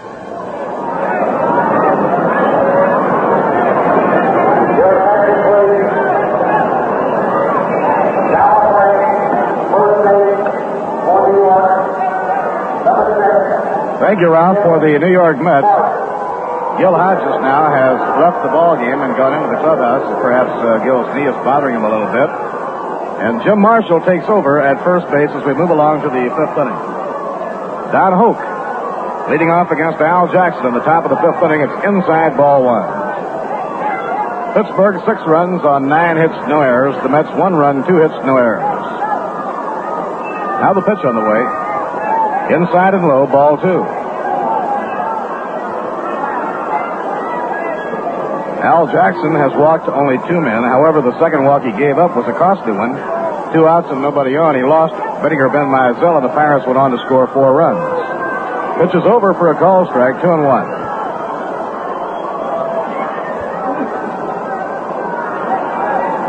Don Hoke has drawn a walk and bounded into a double play. Jackson cranking up. Down comes the arm. A let-up taken. Ball 3. 3-1. Every time the Mets make a double play, Brown & Williamson Tobacco Corporation sends along 1,000 cigarettes to the Veterans Hospital here in New York City. Strike called in the outside corner. 3-2. They will also be sending along 1,000 cigarettes to the veterans every time that one of the New York Mets belts a home run.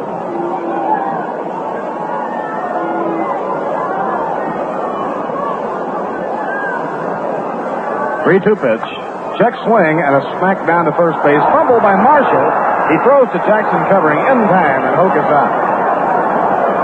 Hoke holding up on the swing. The ball hit the barrel of the bat, and it was a one-hopper down to Jim Marshall, but Jim had trouble with it.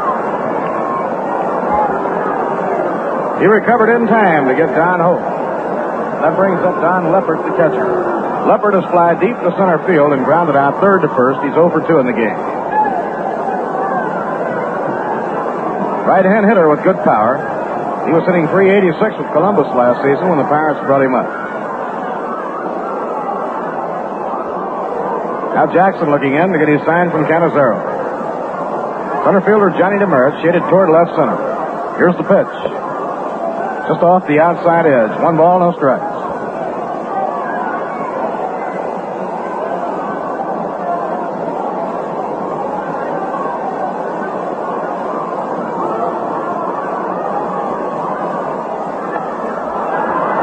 Up and foul ground outside first. Jim Marshall goes over and makes the catch easily to retire Leppert. 2 up and 2 set aside by lefty Al Jackson in the top of the 5th inning. That'll bring up Bill Mazeroski. Maz hit a home run into the upper deck in the second, nobody on, and then was struck out by Jackson in the 4th inning. 1 for 2. The end of 5 at Briggs Stadium in Detroit. The Yankees lead the Tigers 8-3. Ralph Terry on the mound for New York. Jerry Casale replaced Phil Regan. Blanchard a 3-run homer, and Norm Cash connected with nobody on.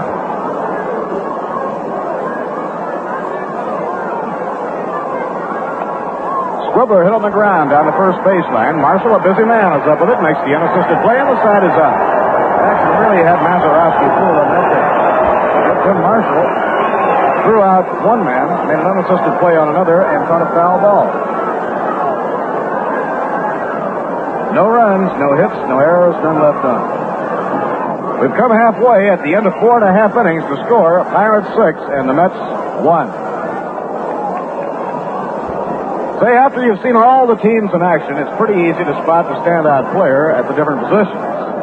Same way with filter cigarettes.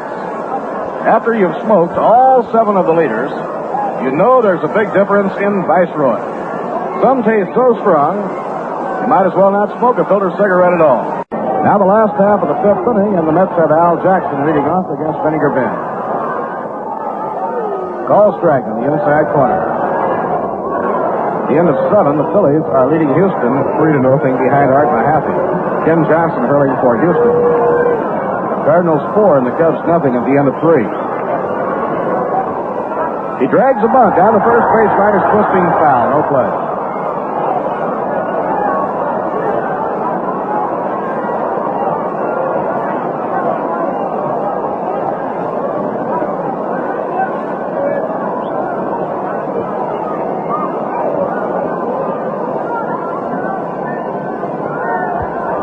Al Jackson trying to bunt his way on base to get something going for the Mets in the last half of the 5th inning, but the ball went foul. Mizell checking with his battery mate now, Don Lepper. Felix Mantilla occupying the on-deck circle. Swing and a miss on a breaking ball. Jackson struck out by Mizell. Third strikeout for Vinegar Bend. One away, nobody on now in the last half of the 5th inning, and that brings up Mantilla. Felix lined a single to left field in the 3rd inning, and he later scored the only Met run in the ballgame. He came in to score on a ground ball by Charlie Neal.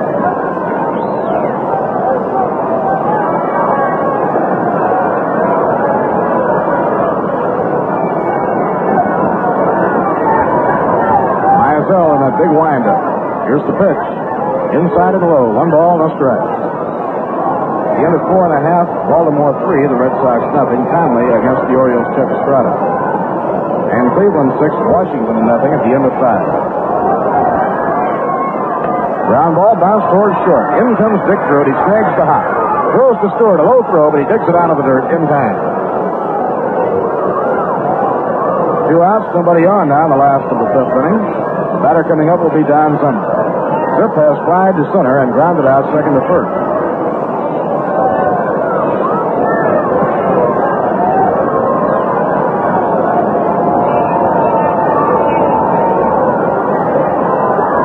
Pittsburgh picked up 1 run in the first, 1 in the second, and broke through to get 4 in the 4th inning. Pirates leading 6-1. Ground ball hit down to third. Big hop taken by Don Hope. A long throw. Retires the side. So the Mets are out in order for the 2nd straight inning. And Vinegar Bend now has retired the last 7 hitters he's faced.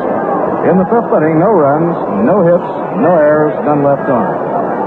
5 innings complete at the Polo Grounds to score the Pirates 6 and the Mets 1. In the 6th inning, the Pittsburgh Pirates will have Vinegar Bend Mizell leading it off. Play held up for just a moment as they drag the infield at the end of 5 innings to smooth things out for the second half of the ball game. Well, our doubleheader tomorrow finds the Mets playing the Pittsburgh Pirates. Roger Craig will pitch the first game and Bob Miller the second. For the Pirates tomorrow, Bob Friend, who hurled a shutout opening day for Pittsburgh at Forbes Field, will be on the mound in one game, and Al McBean will be on the hill in the other game. Monday, Harry Kraft and the Houston Colts will be in town for a 2-game series Monday afternoon and Tuesday afternoon. The Colts, so far, have been getting real strong pitching. And, of course, their personnel includes such as Norm Larker, Joey Malapatano, Don Budden, Bob Aspromonte in the infield. Mizell rips it foul back into the screen, strike 1. In the game at Detroit, Norman Cash, the American League batting champion of last year, has hit his second home run of the game. Nobody on. So it's now 8-4, the Yankees in front. Detroit hitting in the home sixth inning. Foul ball, a squibbler hit off to the left, strike two on Mizell.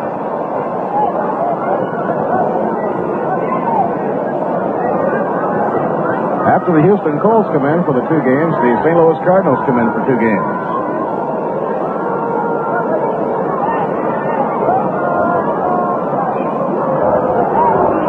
Vinegar Bend batting right-handed.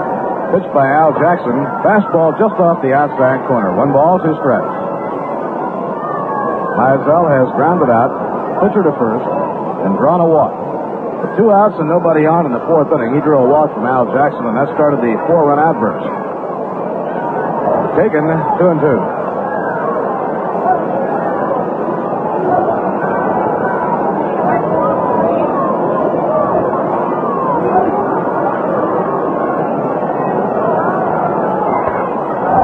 Hit to right field. It's back toward the barrier. Bobby Gene Smith running to the line. Makes the catch in the corner. Bobby Gene Smith running at full speed to the right field corner. He made the grab about a stride in fair territory.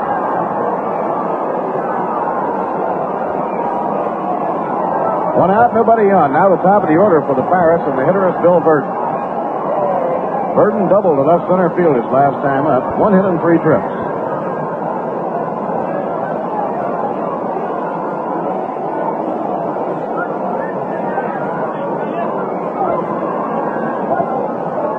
Al Jackson out of his wind-up pitches. Inside to high.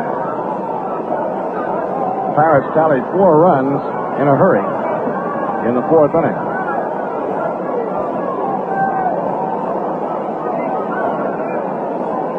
Don Zimmer in close at third against Bill Burton. Slow bounder down the first baseline. It can't be reached by Jackson. Picked up by Marshall. Thrown to Jackson, and Jackson tags him out.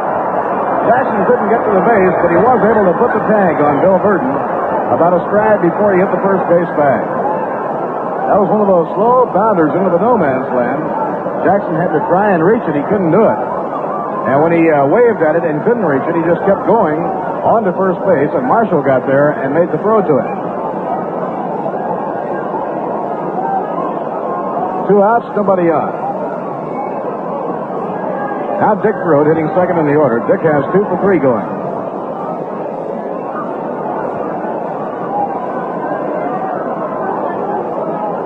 Grote a good hit and run man. Right-hand batter. They play him just about straight away. Breaking ball taken outside, ball 1.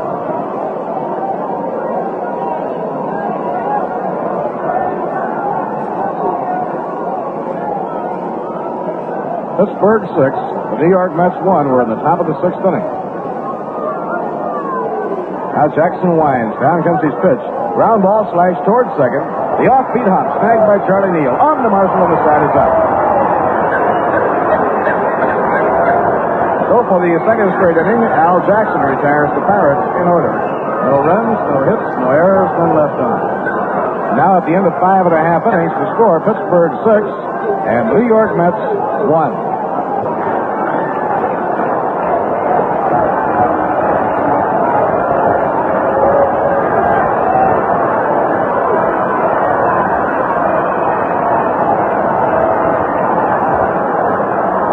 The Mets will have the heart of their batting order coming up against Mizell in the home 6th inning.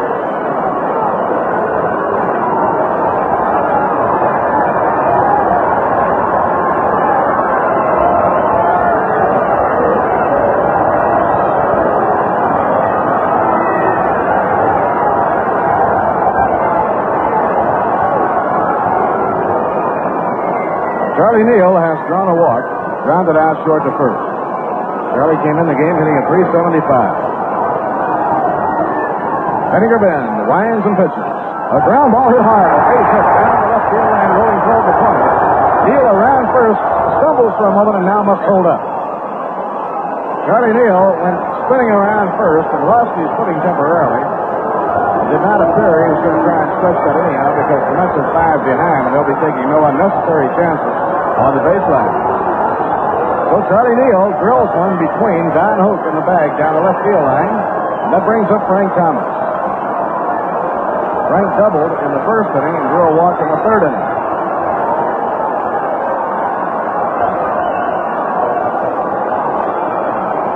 Base hit by Charlie Neal, the third hit given up by Mizell. Frank Thomas up, they play him deep. Pitch by Mizell. He starts him off with a curve, and it's over, a call strike.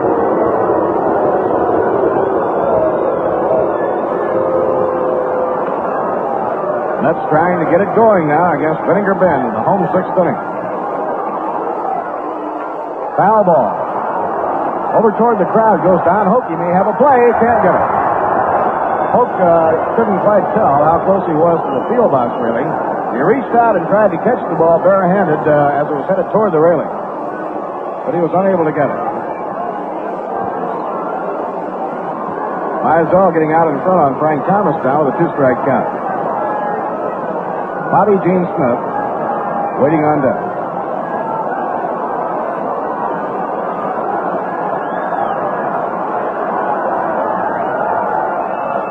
Outside, it pops out of the mitt of Don Leppard, but not far enough so that Neal can try to go.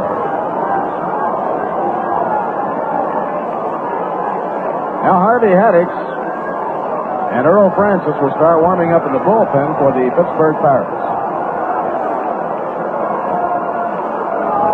Charlie Neal edging off first, nobody out. 1-2 on Frank Thomas. Frank standing up on top of that plate. Here's the pitch to him. Inside, he has to step back, and the count is even at 2-2.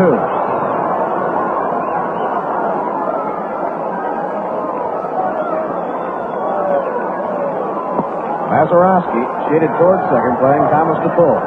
Here's the pitch to him. Bounced foul. He went after a curve and fouled the ball into the dirt by home plate. So the count stays 2-2 on Frank Thomas. Frank hit a drive into the upper deck for a home run in the opener yesterday.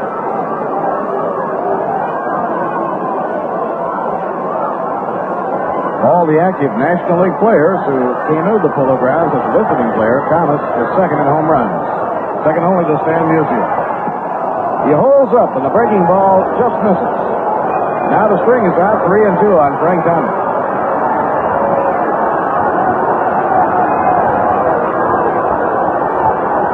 All over in Philadelphia, Art Mahaffey hurled a 7-hit shutout as the Phillies beat the Houston Colts 3-0. So Mahaffey has pitched 2 games, won both complete ball games.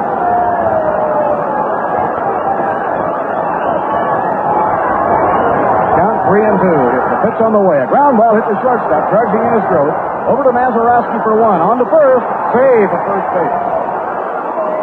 Mighty close play at first, but Thomas beats the throw from Mazeroski. Grounder hit by Thomas was hit rather slow.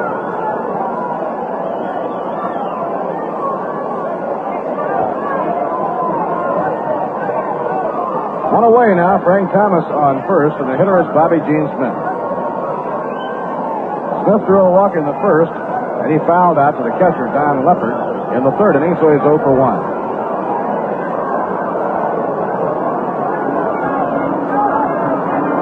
Mets trail 6-1. We're in the last half of the sixth inning. Now Vinegar Bend makes the 1-second stop. Delivers outside. 1 ball, no strikes. Jim Marshall in the on-deck circle.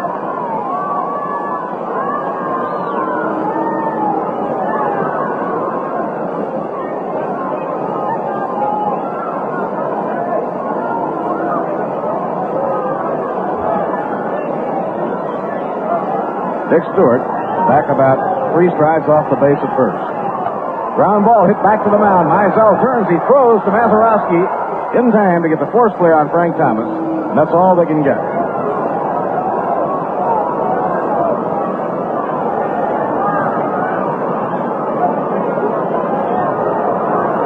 Now there are 2 away.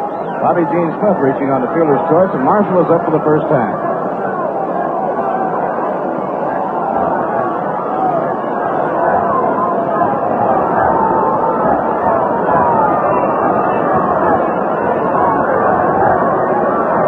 Left-hander against left-hander.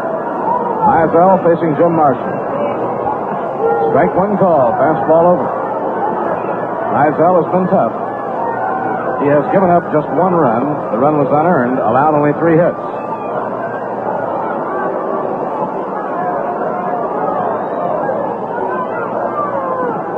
Breaking ball over. Strike 2 call to Jim Marshall.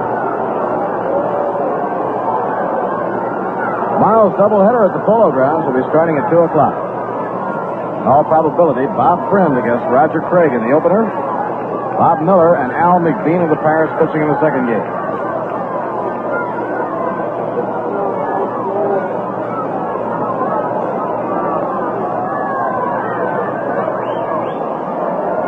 Mizell up in pitching position. Delivers. He held up on the swing just in time, and the pitch is inside. 1 ball and 2 strikes.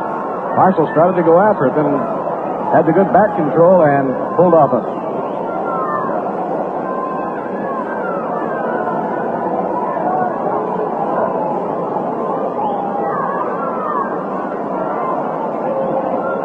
Now Vinegar Bend has his sign from Lepton.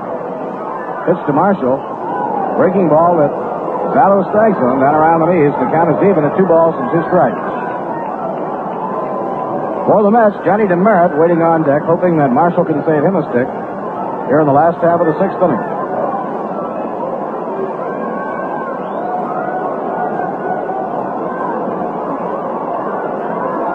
Pitching 2-2. Swing and a miss. He struck him out. He got him with an off-speed delivery.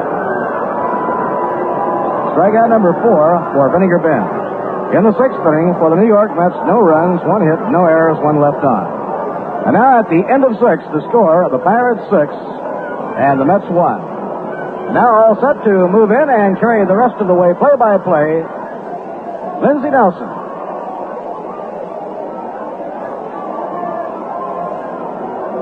All right, Bob Murphy, we'll be going to the top half of the 7th inning, and Al Jackson firing the warm-up tosses down to catcher Chris Canizero. Jackson started, has come all the way.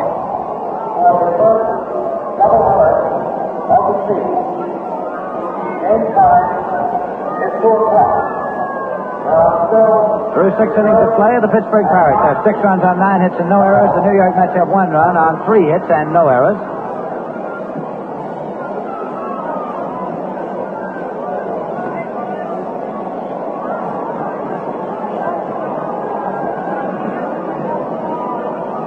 Pirates will be sending up here in the top half of the 7th Roberto Clemente, Dick Stewart, and Don Clendenin.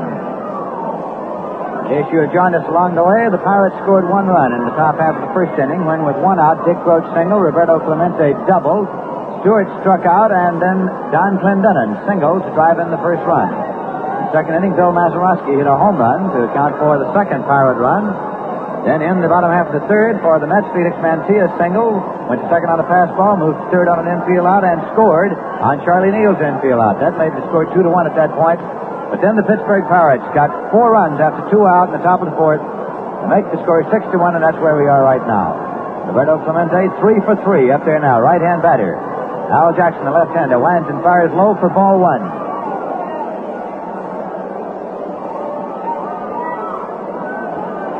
Roberto Clemente, a man who believes that the strike zone includes anything he can reach.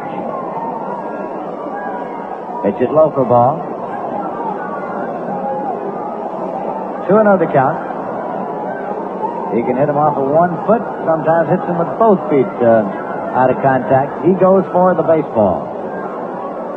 Jackson pitched low, and he was taking all the way, relaxing his grip on the bat as the ball started plateward.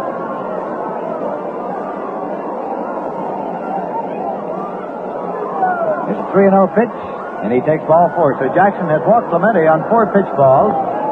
That is the 4th walk given up this afternoon by Al Jackson. Jackson has struck out 3 and walked 4 thus far. Gives the Pirates a base runner with nobody out, and Dick Stewart coming up. Stewart struck out, walked, and then sent a check swing ground ball just inside the bag at first for a triple. In the big top half of the 4th inning, drive in 2 runs.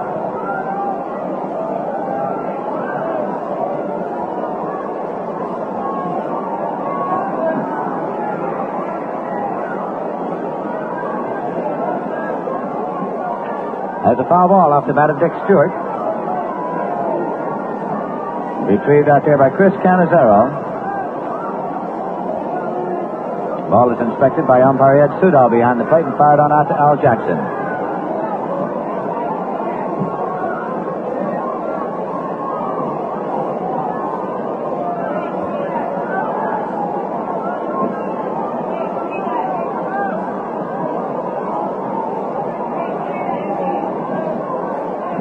One strike count to Dick Stewart.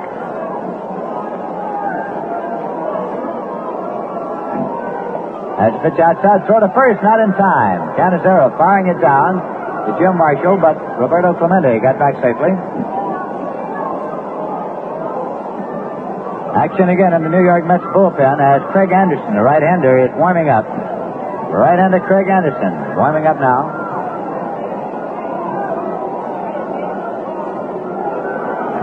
Swing and a foul ball off the bat of Dick Stewart.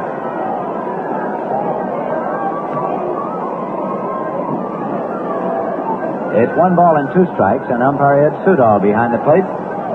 Takes a moment to brush it off. Wind blowing out towards center field here at the Polo Grounds this Saturday afternoon as the Pittsburgh Pirates lead the New York Mets by a score of 6-1 in the top half of the 7th inning.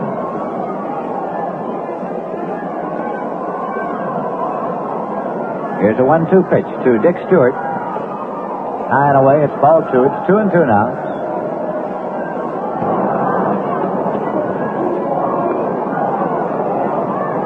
Dick Stewart up there wearing a glove on the right hand.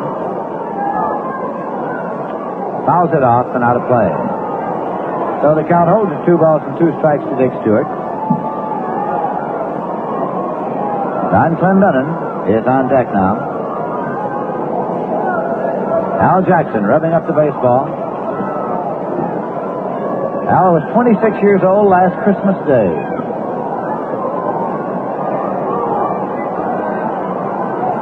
Here's the pitch. Swing and a miss. He struck him out. Throw to first. He's back safely. So for the second time today, Jackson gets Stewart. And right now, in order to allow our stations to identify themselves, we pause for station identification.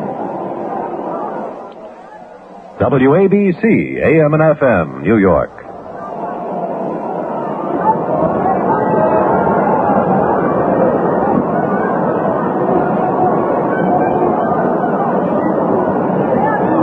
This is Lindsey Nelson, Bob Murphy, and Ralph Kiner at the Polo Grounds, where there is 1 man out now. It's up for the Pittsburgh Pirates.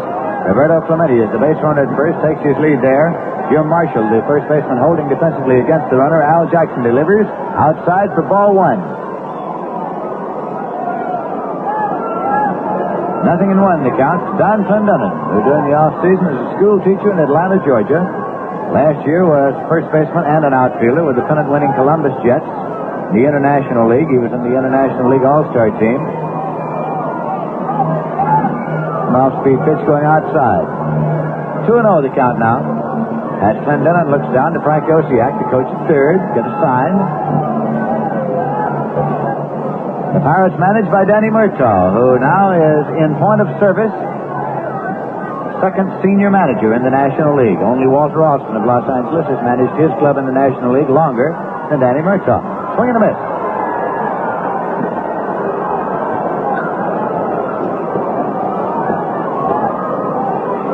One man on, 1 man out.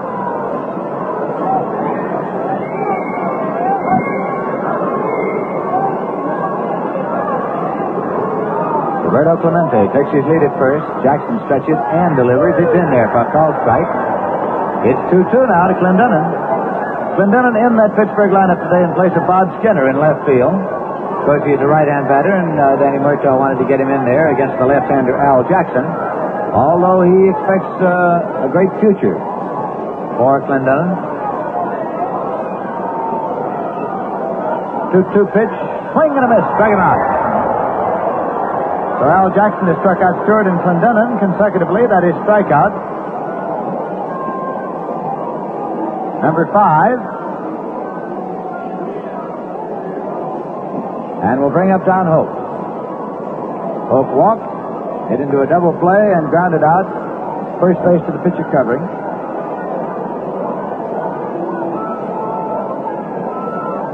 So he is nothing for 2 and a walk this afternoon. Mede leads at first. Jackson delivers. Pitch goes high for ball 1.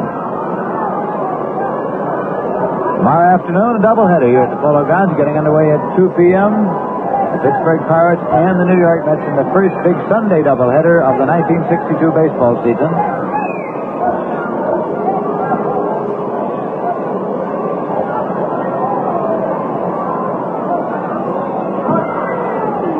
in there on one big hop to Canizero. Catcher who blocked it kept it out in front of him there. 2-0 the count now. Don Hoke has had sued all the umpire brushes off the plate.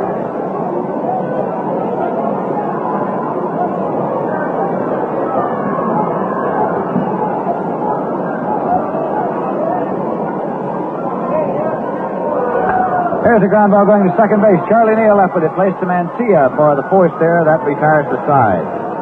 So Hope has forced Clemente at second, going Charlie Neal to Felix Mancia. And in the top half of the seventh inning, the Pittsburgh Pirates go out with no runs on, no hits, no errors, and one man left. And at the end of 6 1/2 innings at the Polo Grounds in New York, the score is the Pittsburgh Pirates 6 and the New York Mets 1.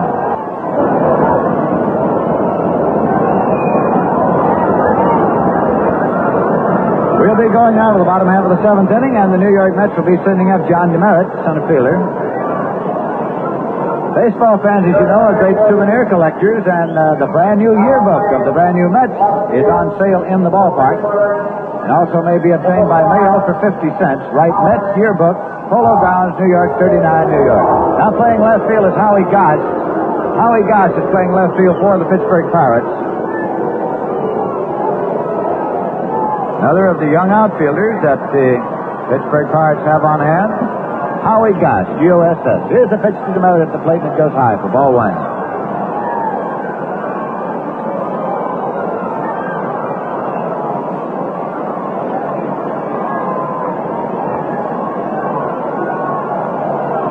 Again, Mizell winds and fires. It's in there for a called strike to DeMeritt. He's been up twice without a hit. Struck out, line to second.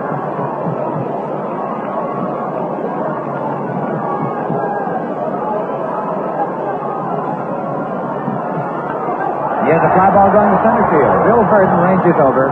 He calls, he waits, and Burden takes it for the out. So DeMeritt is slide to center. One away for the Mets. And that brings up catcher Chris Canizero. Greg Anderson is still throwing in the bullpen for the New York Mets, indicating that manager Casey Stengel is thinking along the lines of a possibility of hitting for Al Jackson, who is due up after Canizero. Especially if Canizero can get something started here in the bottom half of the seventh inning. Bennigan Mizell started. It's come all the way for the Pittsburgh Pirates. Winds and fires and has a foul ball out of play off the bat of Canizero.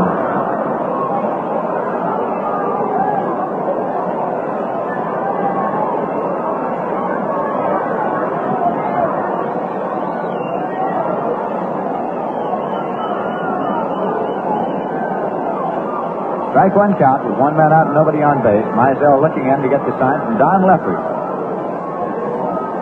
His pitch. Foul ball out of play. Let up on that one. And Canizero fouled it out to the right side. It's 2-strike count to him, and Jim Hickman has now come into the on-deck circle swinging the bat. Jim Hickman has come into the on-deck circle as the man who will hit for Al Jackson. 2-strike count to Chris Canizero. Goes high for ball. 1 ball and 2 strikes. Count now.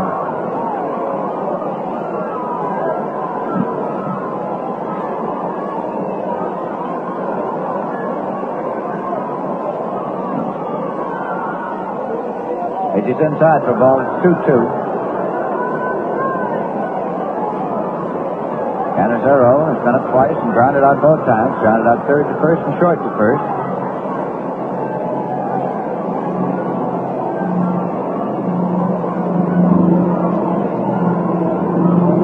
Bennigan Mizell dips into the windup, and here's the pitch. Ground ball going to third. Hope charges the ball, fires on across the Stewart in time, and he's out at first base. So Canizero has grounded out for the third time today, going this time third to first. And here is Jim Hickman coming to the plate to hit for Al Jackson.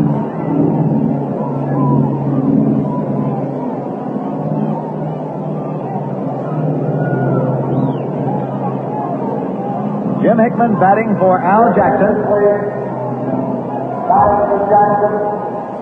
Number 9, Jim Hickman.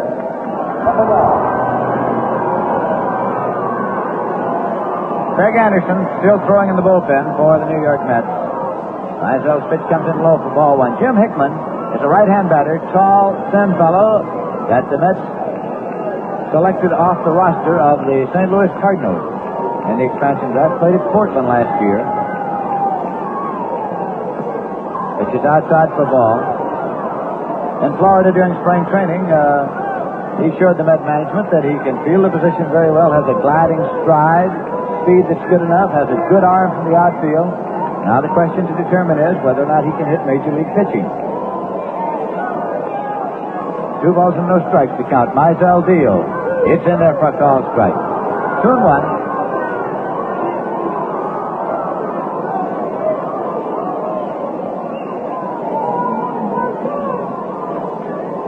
Nobody on base and 2 men out for the Mets in the bottom half of the 7th inning.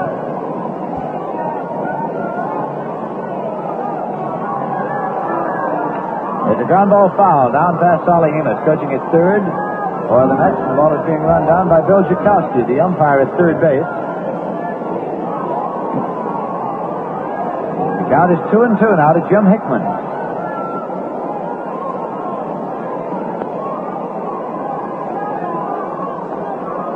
Moves back in, swinging the bat as Finnegan Ben Meisel dips into that windup, kicks the foot up. Here's the pitch down. Change the speed and it goes outside. 3-2.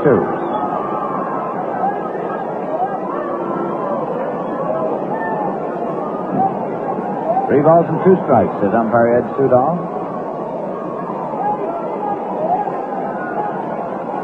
His pitch.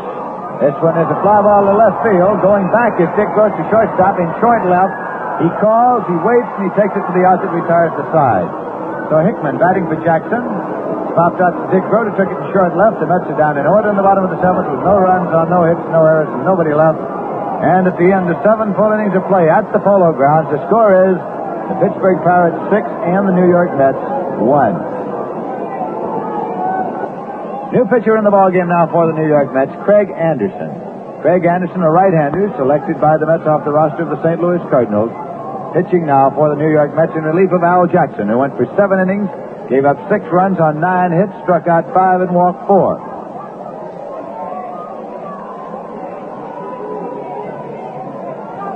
Craig Anderson is facing Don Leppert, catcher for the Pittsburgh Pirates.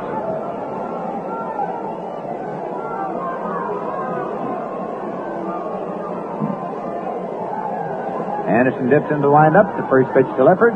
Swing and a miss for strike 1.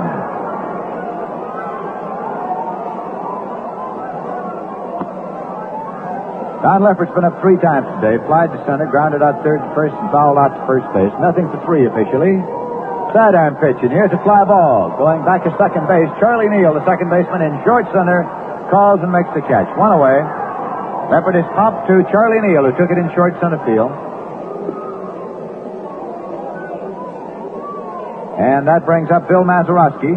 He had a home run in the 2nd inning, struck out in the 4th, grounded out in the 5th. He hit 1 for 3. Pittsburgh Pirates leading the Mets by a score of 6-1 here in the top half of the 8th inning. Craig Anderson's pitch is low and away to Bill Mazeroski for ball 1.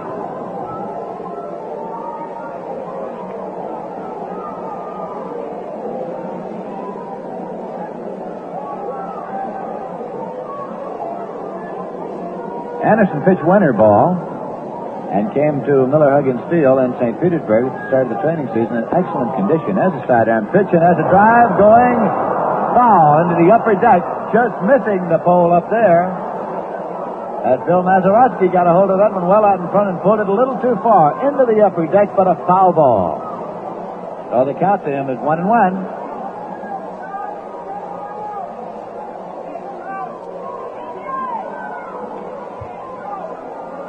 Wind is blowing out here at the Polo Grounds.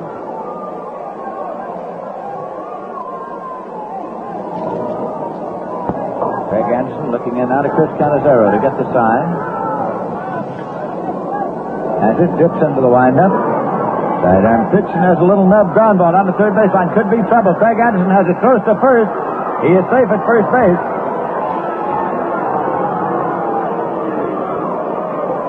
Scored as a base hit. scored as a base hit. Bill Mazeroski. With a little number down the third base line, Craig Anderson made a fine play on the ball and got it over to first. Jim Marshall came off the bag in taking the throw. And Mazeroski gets the base hit, and that brings up the pitcher, Wilmer Mizell. Well, Mizell came up here in the top half of the fourth inning with 2 men out, nobody on, and Jackson had a 2-strike count on him. But then he drew a walk, and after that the Pirates got 4 big runs. Right now there's 1 man out. Here's the pitch. He shortens up to bunt. Bounces out of the big glove of Canizero. Took it as a called strike. Had shortened up to bluff the bunt.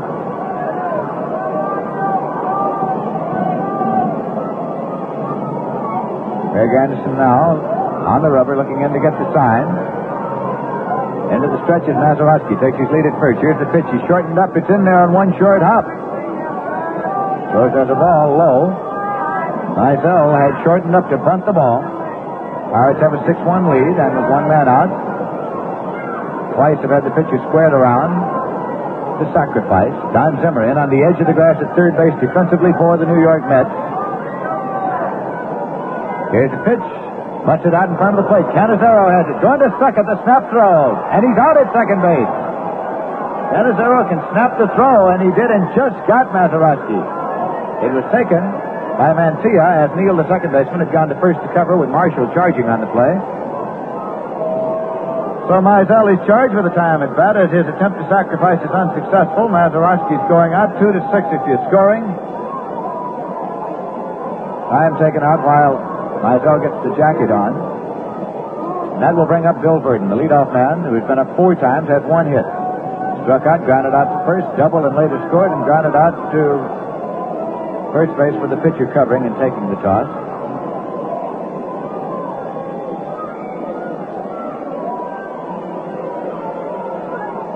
Craig Anderson into the stretch now as Mizell leads at first. The pitch is low and away to Bill Verdon.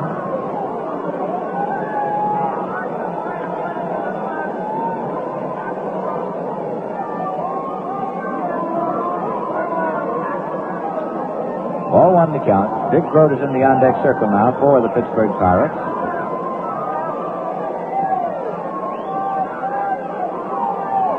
Foul ball off the end of the bat of Verdon, going out of play.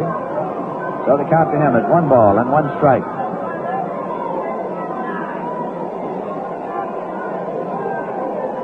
Lots of baseball at the Polo Grounds tomorrow afternoon. Pittsburgh Pirates are going to pitch Bob Friend and Al McBean. There's a ground ball going to Charlie Neal at second. Up with it, placed to Mancia for the force that retires the side. So Verdon has forced Mizell. Second is short from Neal to Mancia. And in the top half of the 8th inning, the Pittsburgh Pirates get no runs on 1 hit, no errors, and 1 man left. And at the end of 7 1/2 innings of play at the Polo Grounds, the score is the Pittsburgh Pirates 6 and the New York Mets 1. You know, the pipe tobacco for relaxing in a man's world is Sir Walter Raleigh, the brand of grand aroma. Whether you're out at the ballpark or listening to our broadcasts at home, you'll enjoy Sir Walter from the very first pipeful. Here's a tobacco with real aroma and a good natural flavor. Sir Walter's flavor comes from a special blend of choice Kentucky burley tobaccos, extra aged to their peak of mildness to let you relax as you smoke. Sir Walter Raleigh is known as the brand of grand aroma, and 1 pipeful will tell you why. It's kept fresh, too. 44% fresher in the new pouch pack than in the old-fashioned tin cans. You'll like Sir Walter's pouch pack. Your pipe is easier to fill, tobacco doesn't spill, and the pouch is sturdy and flexible, won't bulge your pocket. You can feel the tobacco is kept fresh and moist by the Sir Walter Raleigh pouch pack. Sir Walter Raleigh smells grand, packs right, smokes sweet, can't bite. So light up and relax. Relax in a man's world with Sir Walter Raleigh, the brand of grand aroma.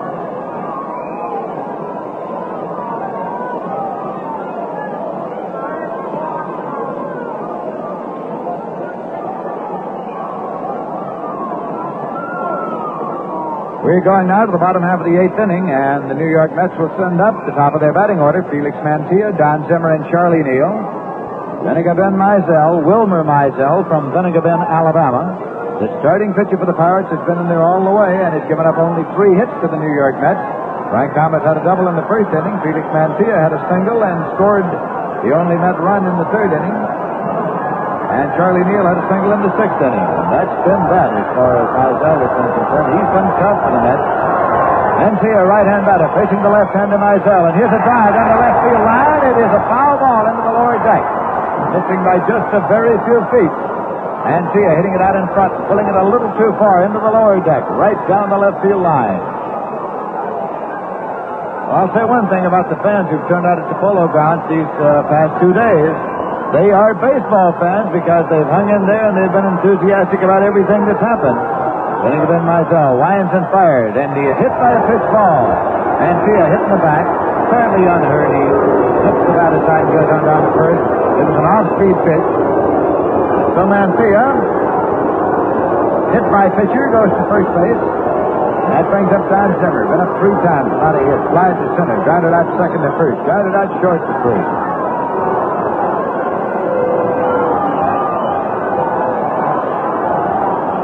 It's been overcast a good part of the afternoon, but the sun is shining brightly here now at the Polo Grounds. Mizell catches. Here's the pitch. It's in there for a called strike. Taken by Don Zimmer. Little stopper who came up to the Brooklyn Dodgers initially. Went to the coast with them when they went to Los Angeles and spent the last 2 years with the Chicago Cubs. Pitch is low for a ball. Zimmer was a selection of the New York Mets at a price of $125,000 off the roster of the Cubs.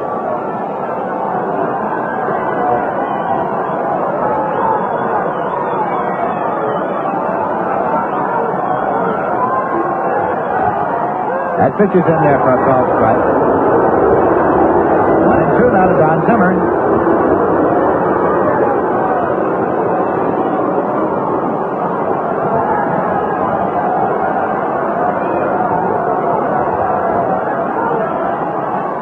Here's a drive into left field for a base hit. Dipping in, Howie Goss, the left fielder coming over. Mantilla holds at second. The throw goes to third. Runners at first and second. Zimmer strung that one out. A line drive base hit whipped into left field. Howie Goss came over to retrieve it near the wall. So now, with nobody out, the Mets have runners at first and second. And Charlie Neal is coming up. Batting number 3 in the batting order. He has walked. Grounded out to drive on a run and single. He's 1 for 2 and a walk here this afternoon. Pirates are leading by a score of 6-1, but the crowd has come alive. Mizell is into the stretch now. Runners leading at first and second. Here's the pitch to the right-hand batter. It's inside for ball 1. Charlie Neal looking down to Solly Hemus, the coach at third. Now Howie Goss has called time. He wants sunglasses. Howie Goss has called time. He's running in from his position at left field, and Danny Murtaugh is on the way to the mound. Pitcher Danny Murtaugh is on the way to the mound. Earl Francis and Harvey Haddock have been throwing in the bullpen, and they are still heating up in the bullpen for the Pittsburgh Pirates. Goss has the sunglasses. Racing back out to his position now, but the conference is on at the mound. Leopard is out there. Dick Grote, the shortstop and captain, is out there.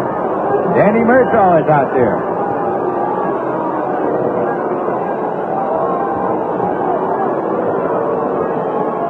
Murtaugh is talking things over with Mizell, who has given up only 4 hits to the Mets so far.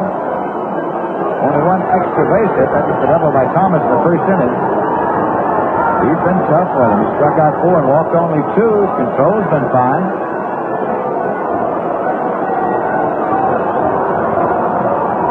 The conference continues, and now umpire Ed Sudol decides he will join the confab. And they're going to bring someone in from the bullpen. Roy Face heating up out there, too. Roy Face heating up in the bullpen, the little man. And it's going to be Roy Face coming in from the bullpen.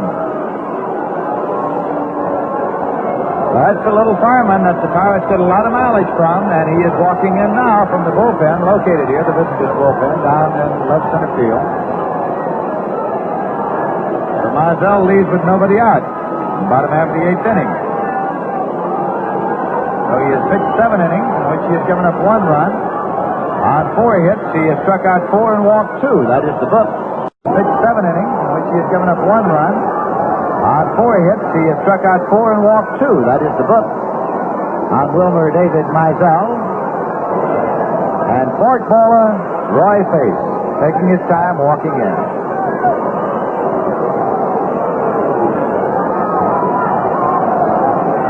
In 1959, he had a record of 18 victories and 1 loss, working in relief for the Pittsburgh Pirates.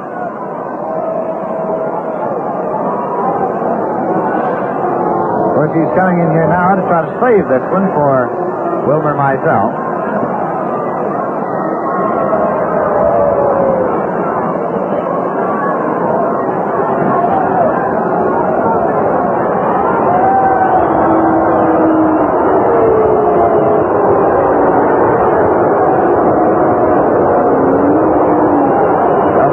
Is leaving, and Murtaugh leaves the mound. Roy Face is out there checking with his catcher Don Leverett. The official paid attendance this Saturday afternoon at the Polo Grounds, 9,231. The total attendance, 9,920. Number 26, number 1.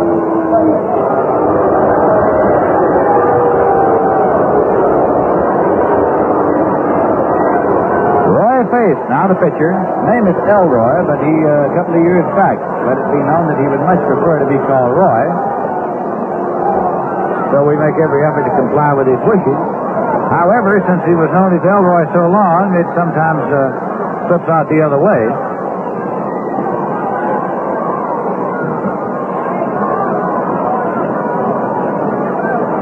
Elroy Leon Face, the name. Born in Steventown, New York. 32 years old. And now the ovation for Charlie Neal advancing to the plate. Charlie Neal coming up to face Roy Face. Felix Mancia, the base runner at second, and Don Zimmer, the base runner at first. We're in the bottom half of the 8th inning with nobody out. The Pirates leading the Mets by a score of 6-1. The Mets trying to get something started here in the bottom half of the 8th. Face now, pitching from a stretch position. Checks the runners and fires. It's in there for call strike 1. Charlie Neal looking it over right down the pipe.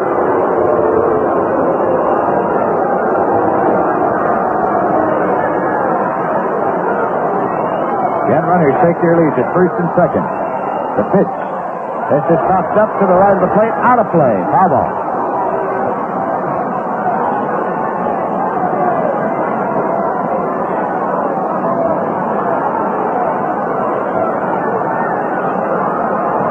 Right-hand batter Charlie Neal, 1 for 2 and a walk this afternoon at the plate. Batting number 3 in the batting order for the New York Mets. Came to the Mets from the Los Angeles Dodgers. Came to the major leagues with the Brooklyn Dodgers. Here's a drive, stuck to face. He spears it, throws to second, and that is a double play. A double play, a smash right back to face. Speared it and fired to Grote at second to double Mancia off, so there are 2 men out now. Zimmer holding at first and Frank Thomas coming up. Neal hit it right on the button directly back at face, and he speared it with the glove. Didn't know he had it for a moment, then discovered it in the webbing and fired right back to Dick Grote, who was covering as well as Mazeroski back at the bag, and there was no chance for Mancia to get back. He's doubled off. Double play. Frank Thomas up now. 1 for 2 and a walk. Had a double in the first inning. Pitches him tight. Ball 1.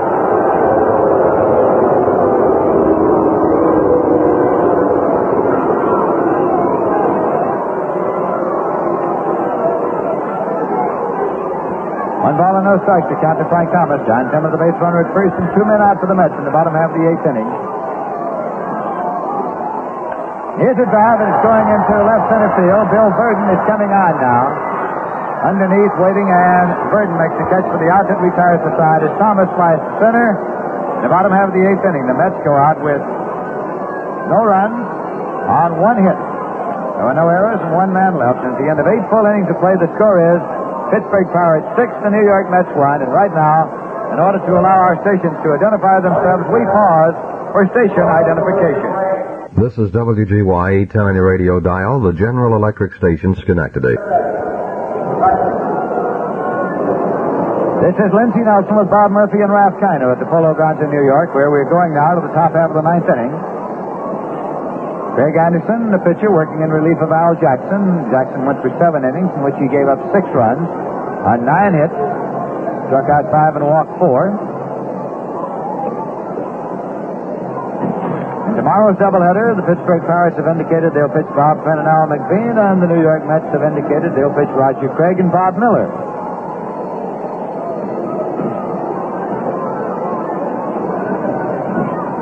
The Pirates here in the 9th will send up Dick Grote, Roberto Clemente, and Dick Stewart.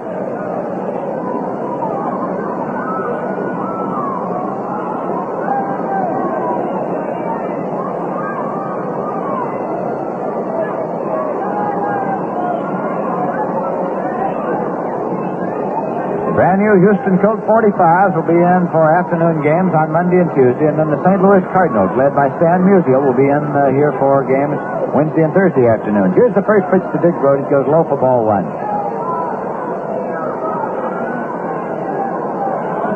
Grote is 2 for 4 today, and has driven in 2 runs and scored 2 himself.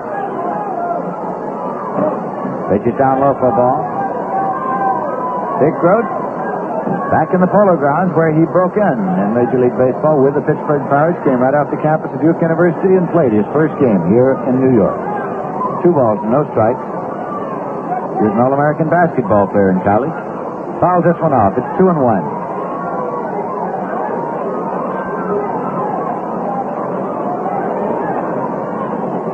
Craig Anderson wants another baseball and gets it from umpire Sudol. He gives it to Chris Canizero, rubbing it up a little bit for him now. 2 balls and 1 strike.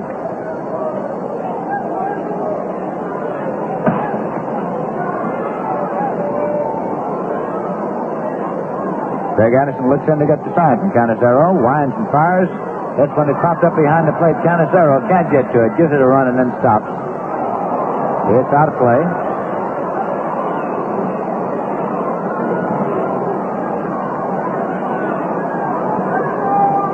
Two and 2 the count now.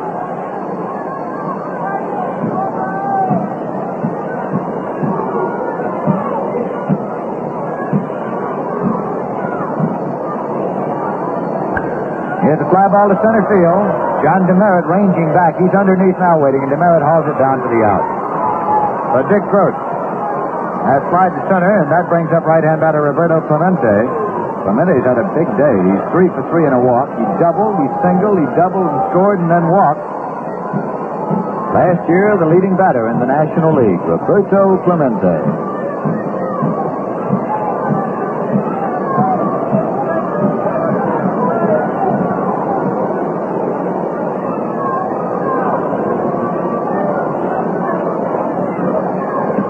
That pitch is blown away for a ball.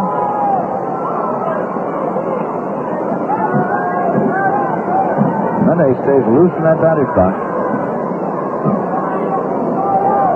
Moves around in there. Craig Anderson winds and fires. Low and away for a ball. It's 2-0 now to Roberto Clemente, with Dick Stewart hanging around in the on-deck circle for the Pittsburgh Pirates.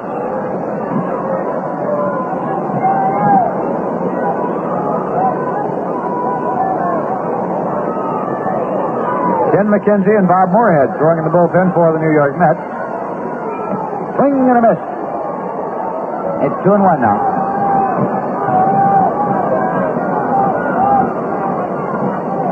Ken McKenzie, who's throwing in the bullpen, is one of only 2 left-handers on the pitching staff of the New York Mets. Al Jackson, who started today, is the other. In case you single, I should say McKenzie's a Yale product. Here's a pitch in there for a called strike. It's 2-2 now to Roberto Clemente. And right-hander Bob Moorhead is also throwing in the bullpen.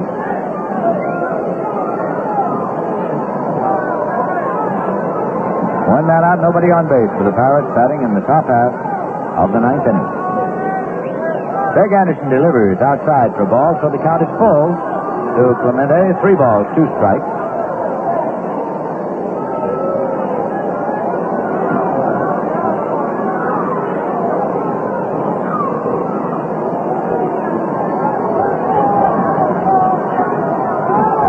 Three-two pitch, low. He walked him. Clemente has walked for the second time today. That is the first walk given up by Craig Anderson.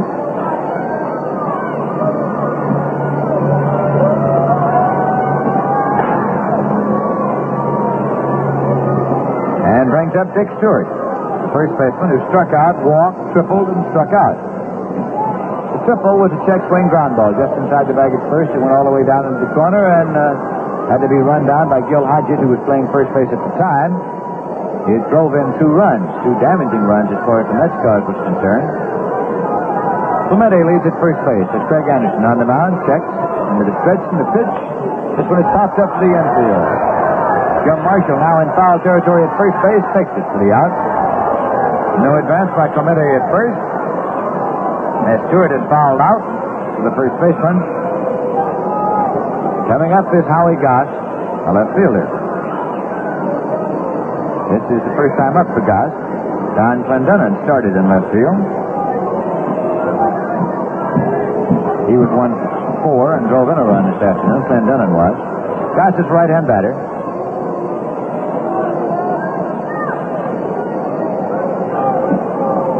Craig Anderson looking in for the sign, has it, and now decides he wants to step off the rubber and rub up the baseball a little, and does. We're in the top half of the ninth inning with the Pirates batting, 2 men out. That pitch misses, low and away. Final score, the Philadelphia Phillies shut out the Houston Colt 45 3-0. Art Mahaffey, the fine pitching job going all the way, giving up only 7 hits. Phillies had 3 runs on 6 hits and no errors. Houston had no runs on 7 hits and 1 error. Ken Johnson, the losing pitcher, threw to first, not in time. The end of 6.5 innings of play. Cardinals lead the Cubs 7-4. Here's a pitch in there for a called strike. It's 1-1 now to Howie Goss's plate. Kurt Simmons started. Has gone all the way thus far for the Cardinals today. Cardwell started. Don Cardwell for the Cubs. Kuntz relieved him. Then Stevens in the 6th and Samo in the 7th. Musial homered. So did Barragan and Santo in that ball game. Giants got 3 runs in the bottom of the first. Lead the Reds 3-0 at the end of 1 in San Francisco. It's a ground ball foul. Fielded by Frank Osiak, the coach at third. 1 ball, 2 strikes to count now. Milwaukee Braves play the Los Angeles Dodgers in Los Angeles tonight. In the American League, at the end of 7.5 innings of play, the Yankees 8, Detroit Tigers 5. Terry started for the Yanks, coach in the 6th, Arroyo in the 7th. Reagan started for Detroit. DeSale in the 5th and Klein in the 7th. Cash hit 2 home runs. Norm Cash hit 2 home runs for Detroit. John Blanchard has hit 1 for the Yankees. 1 ball and 2 strikes to count out of Howie Goss at the plate. Clemente leads at first. Here's the pitch and a ground ball to Zimmer at third. Up with it, fine catch, long throw, and he's safe at first base. He beat it out. Howie Goss beating the throw. Zimmer made a fine stop. The ball right down the line. Had to straighten up the throw, the long throw, and he beat it out for a base hit. Clemente holding it second. That's the second hit off Craig Anderson. Of the infield variety, gives the Pittsburgh Pirates a total of 11 hits in the ball game off the combined efforts of Jackson and Anderson, and brings up third baseman Don Hope. Pirates lead the Mets by a score of 6-1 in the top half of the ninth inning. Craig Anderson now into the stretch. Runners leading at first and second. The pitch to Hope, and it's inside for a ball. Baltimore Orioles shut out the Boston Red Sox this afternoon 3-0. For Baltimore, 3 runs on 4 hits and no errors. For the Red Sox, no runs, only 2 hits and no errors. Chuck Estrada was the winning pitcher. Gene Conley was the loser. Estrada got help from Hall in the 8th, and Conley was relieved by Raditz in the 8th. Brooks Robinson and Gus Trianda's homering for the Orioles. Pitch is inside for a ball. It's 2-0. And the Cleveland Indians defeated the Washington Senators 6-4 for Cleveland. 6 runs, 13 hits, and no errors for Washington. 4 runs, 12 hits, and 1 error. Gary Bell went all the way to get the win for Cleveland. And Osteen, the starter, was the loser for Washington, relieved by Rippemeyer and Katina. Dale Long had a home in the 7th with 2 on, and Danny O'Connell had a home in the 9th with nobody on for Washington in the losing cause. That pitch is in there for a called strike to Holt. It's 2-1. The end of 5 innings of play in Minnesota. The Los Angeles Angels and Minnesota Twins are all tied 4-4. Witt started for Los Angeles, Chance in the 4th. Cott started for Minnesota, Miranda in the 5th. Rosales homered for Minnesota, Green homered for Minnesota, and Rollins homered for Minnesota. And the Chicago White Sox will be at Kansas City tonight. That's a rundown of how things are going elsewhere in the major leagues this afternoon. Here's the 2-1 pitch to Don Hope. There's a ground ball foul going out of play. They're 2 and out. Roberto Clemente gets at second, and Howie Goss is at first for the Pirates, who lead 6-1. New York Mets still warming up. Ken McKenzie, a left-hander, and Bob Moorhead, a right-hander.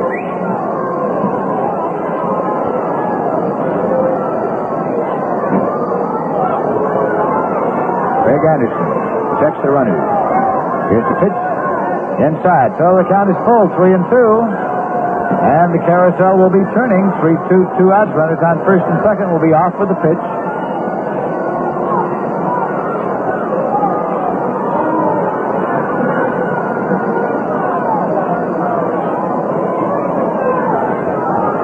Craig Anderson getting the sign.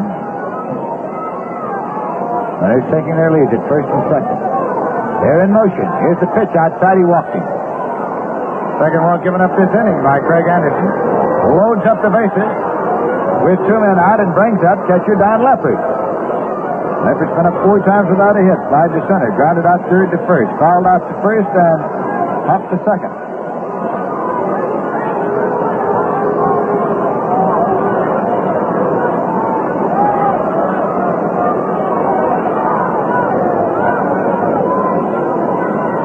Leppard is a right-hand batter.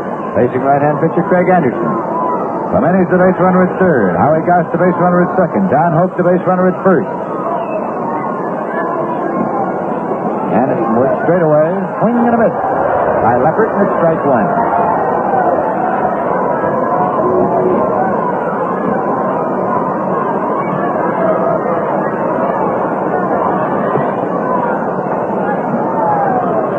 Craig Anderson has the sign again. Works straight away.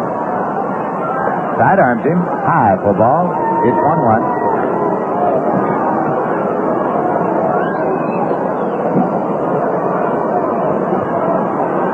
Tomorrow afternoon, the Pirates and the Mets in a doubleheader here at the Polo Grounds in New York.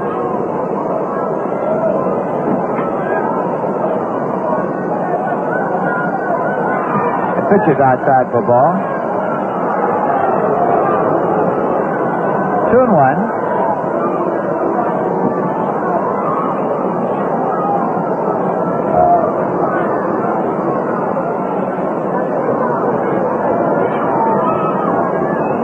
Two men out and the bases loaded. Sidearm pitch and has a fly ball going deep to left. Now it's going back in the warning track near the wall. He hauls it down to the out and retires it side. So the Pirates go out in the top half of the ninth with no runs. On 1 hit, no errors, and 3 left. And at the end of 8 1/2 innings of play at the Polo Grounds, the score is the Pittsburgh Pirates 6, the New York Mets 1. Well, what is the one thing most people associate with baseball? Well, I'll bet that if you ask, the answer you'd hear most often is an ice-cold glass of beer. And if those people happen to be New Yorkers, well, then that beer has just got to be Rheingold, New York's favorite. And what accounts for this popularity? 2 words tell you. Extra dry. You see, dry beers are lighter, more naturally refreshing. They let more flavor through to you. Rheingold is the extra dry beer. Extra dry to be extra refreshing. After all, isn't that what you want in a beer? Sure it is, so why wait? Order up or pour yourself a glass of refreshing Rheingold and enjoy it along with the game. You'll join the millions of people everywhere who say, my beer is Rheingold, the dry beer. It's beer as beer should taste.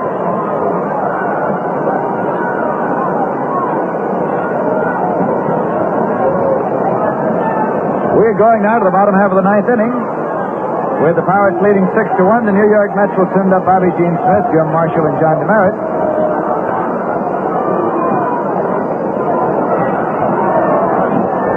Bobby Gene Smith, right-hand batter, stepping in.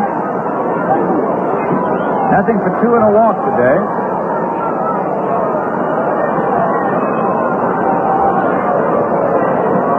Here's the pitch. Little number out in front of the plate. Could be trouble. Leopard has it. Fires over to first. He's out by itself. So Bobby Gene Smith goes out, catcher to first. That brings up first baseman Jim Marshall, left-hand batter.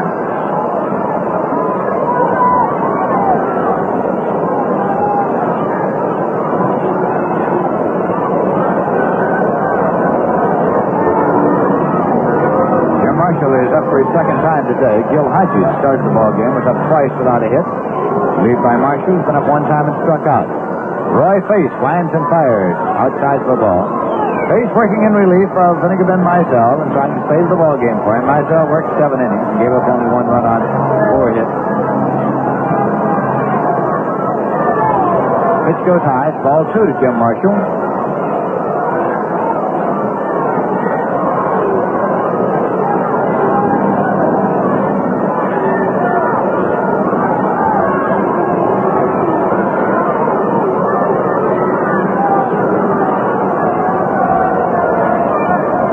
It's in there for a call strike. It's 2-1. Marshall taking.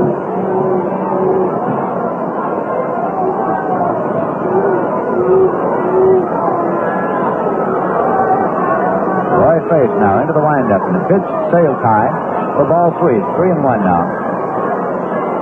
The relief specialist of the Pittsburgh Pirates working here this afternoon for the second consecutive day.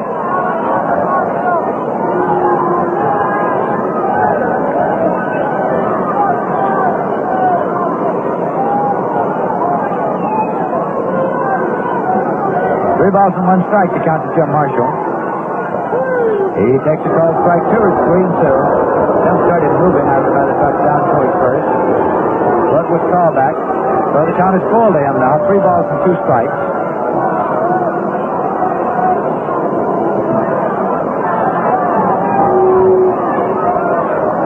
There's a foul ball backing out of play. So the count holds at 3-2 to Marshall.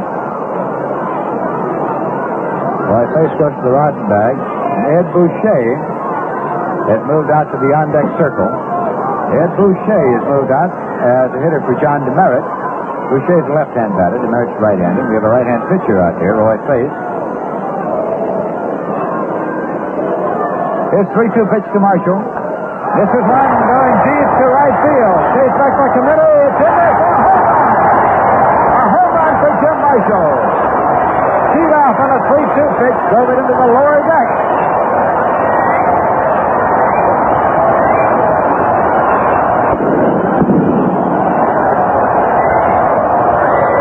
Marshall gets the handshake as he comes on around. It's the home run that makes it a 6-2 ball game, and the fans here get a kick out of that one. Into the lower deck, well down the line, out towards the bullpen area. And here is Ed Boucher now, stepping up as the batter for John DeMeritt.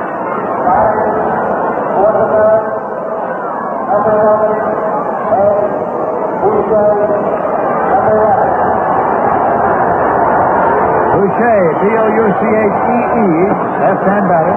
Waits for the pitch from Roy Face. He winds and fires and goes high for ball 1. They play Boucher to pull. There's 1 man out and nobody on. The Pirates leading now by a score of 6-2. That pitch goes outside for a ball. It's 2-0 now.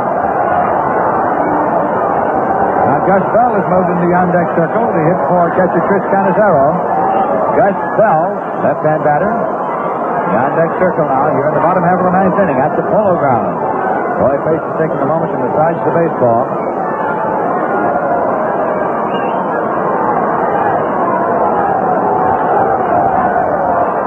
It's a call strike. It's 2-1 now to Boucher.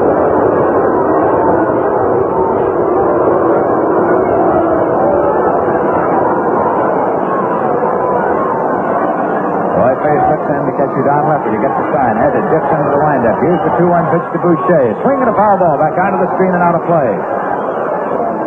2 balls and 2 strikes now.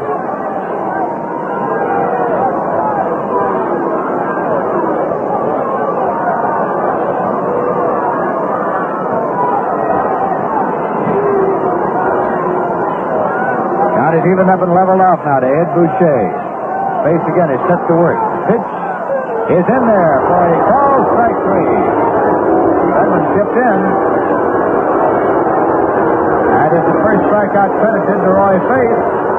2 men out now, and here's Gus Bell coming up to bat for Chris Cannizzaro. Bell's a left-hand batter. 2 men out, nobody on for the Mets as the Pirates lead them by a score of 6-2. Roy Faith trying to save this victory for Vinegar Ben Mizell.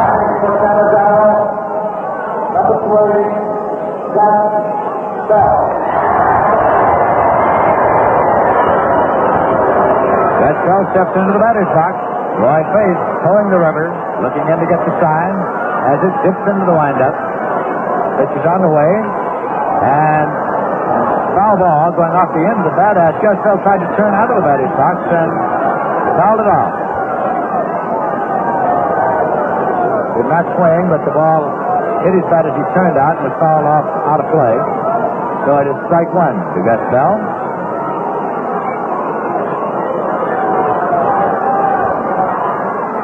Foul ball as he went to the curveball and pulled it off out of play. 2-strike count now to Gus Bell. Fork baller Roy Faith working in relief here. There's that ball between those 2 front fingers. Strange break on it sometimes.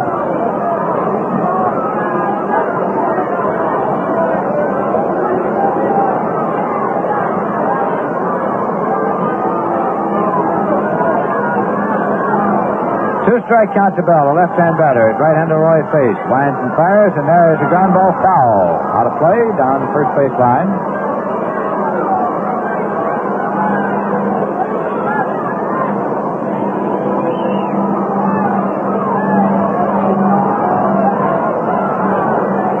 Two men out, nobody on base. Base is set to work. There's a ground ball to first base. Stewart blocks it, picks it up. Makes the play unassisted to retire the side, and the ball game's over. Gus Bell grounding out to Dick Stewart, unassisted at first base. And in the bottom half of the 9th inning, the New York Mets got 1 run on 1 hit. The home run by Jim Marshall. No errors and nobody left. And so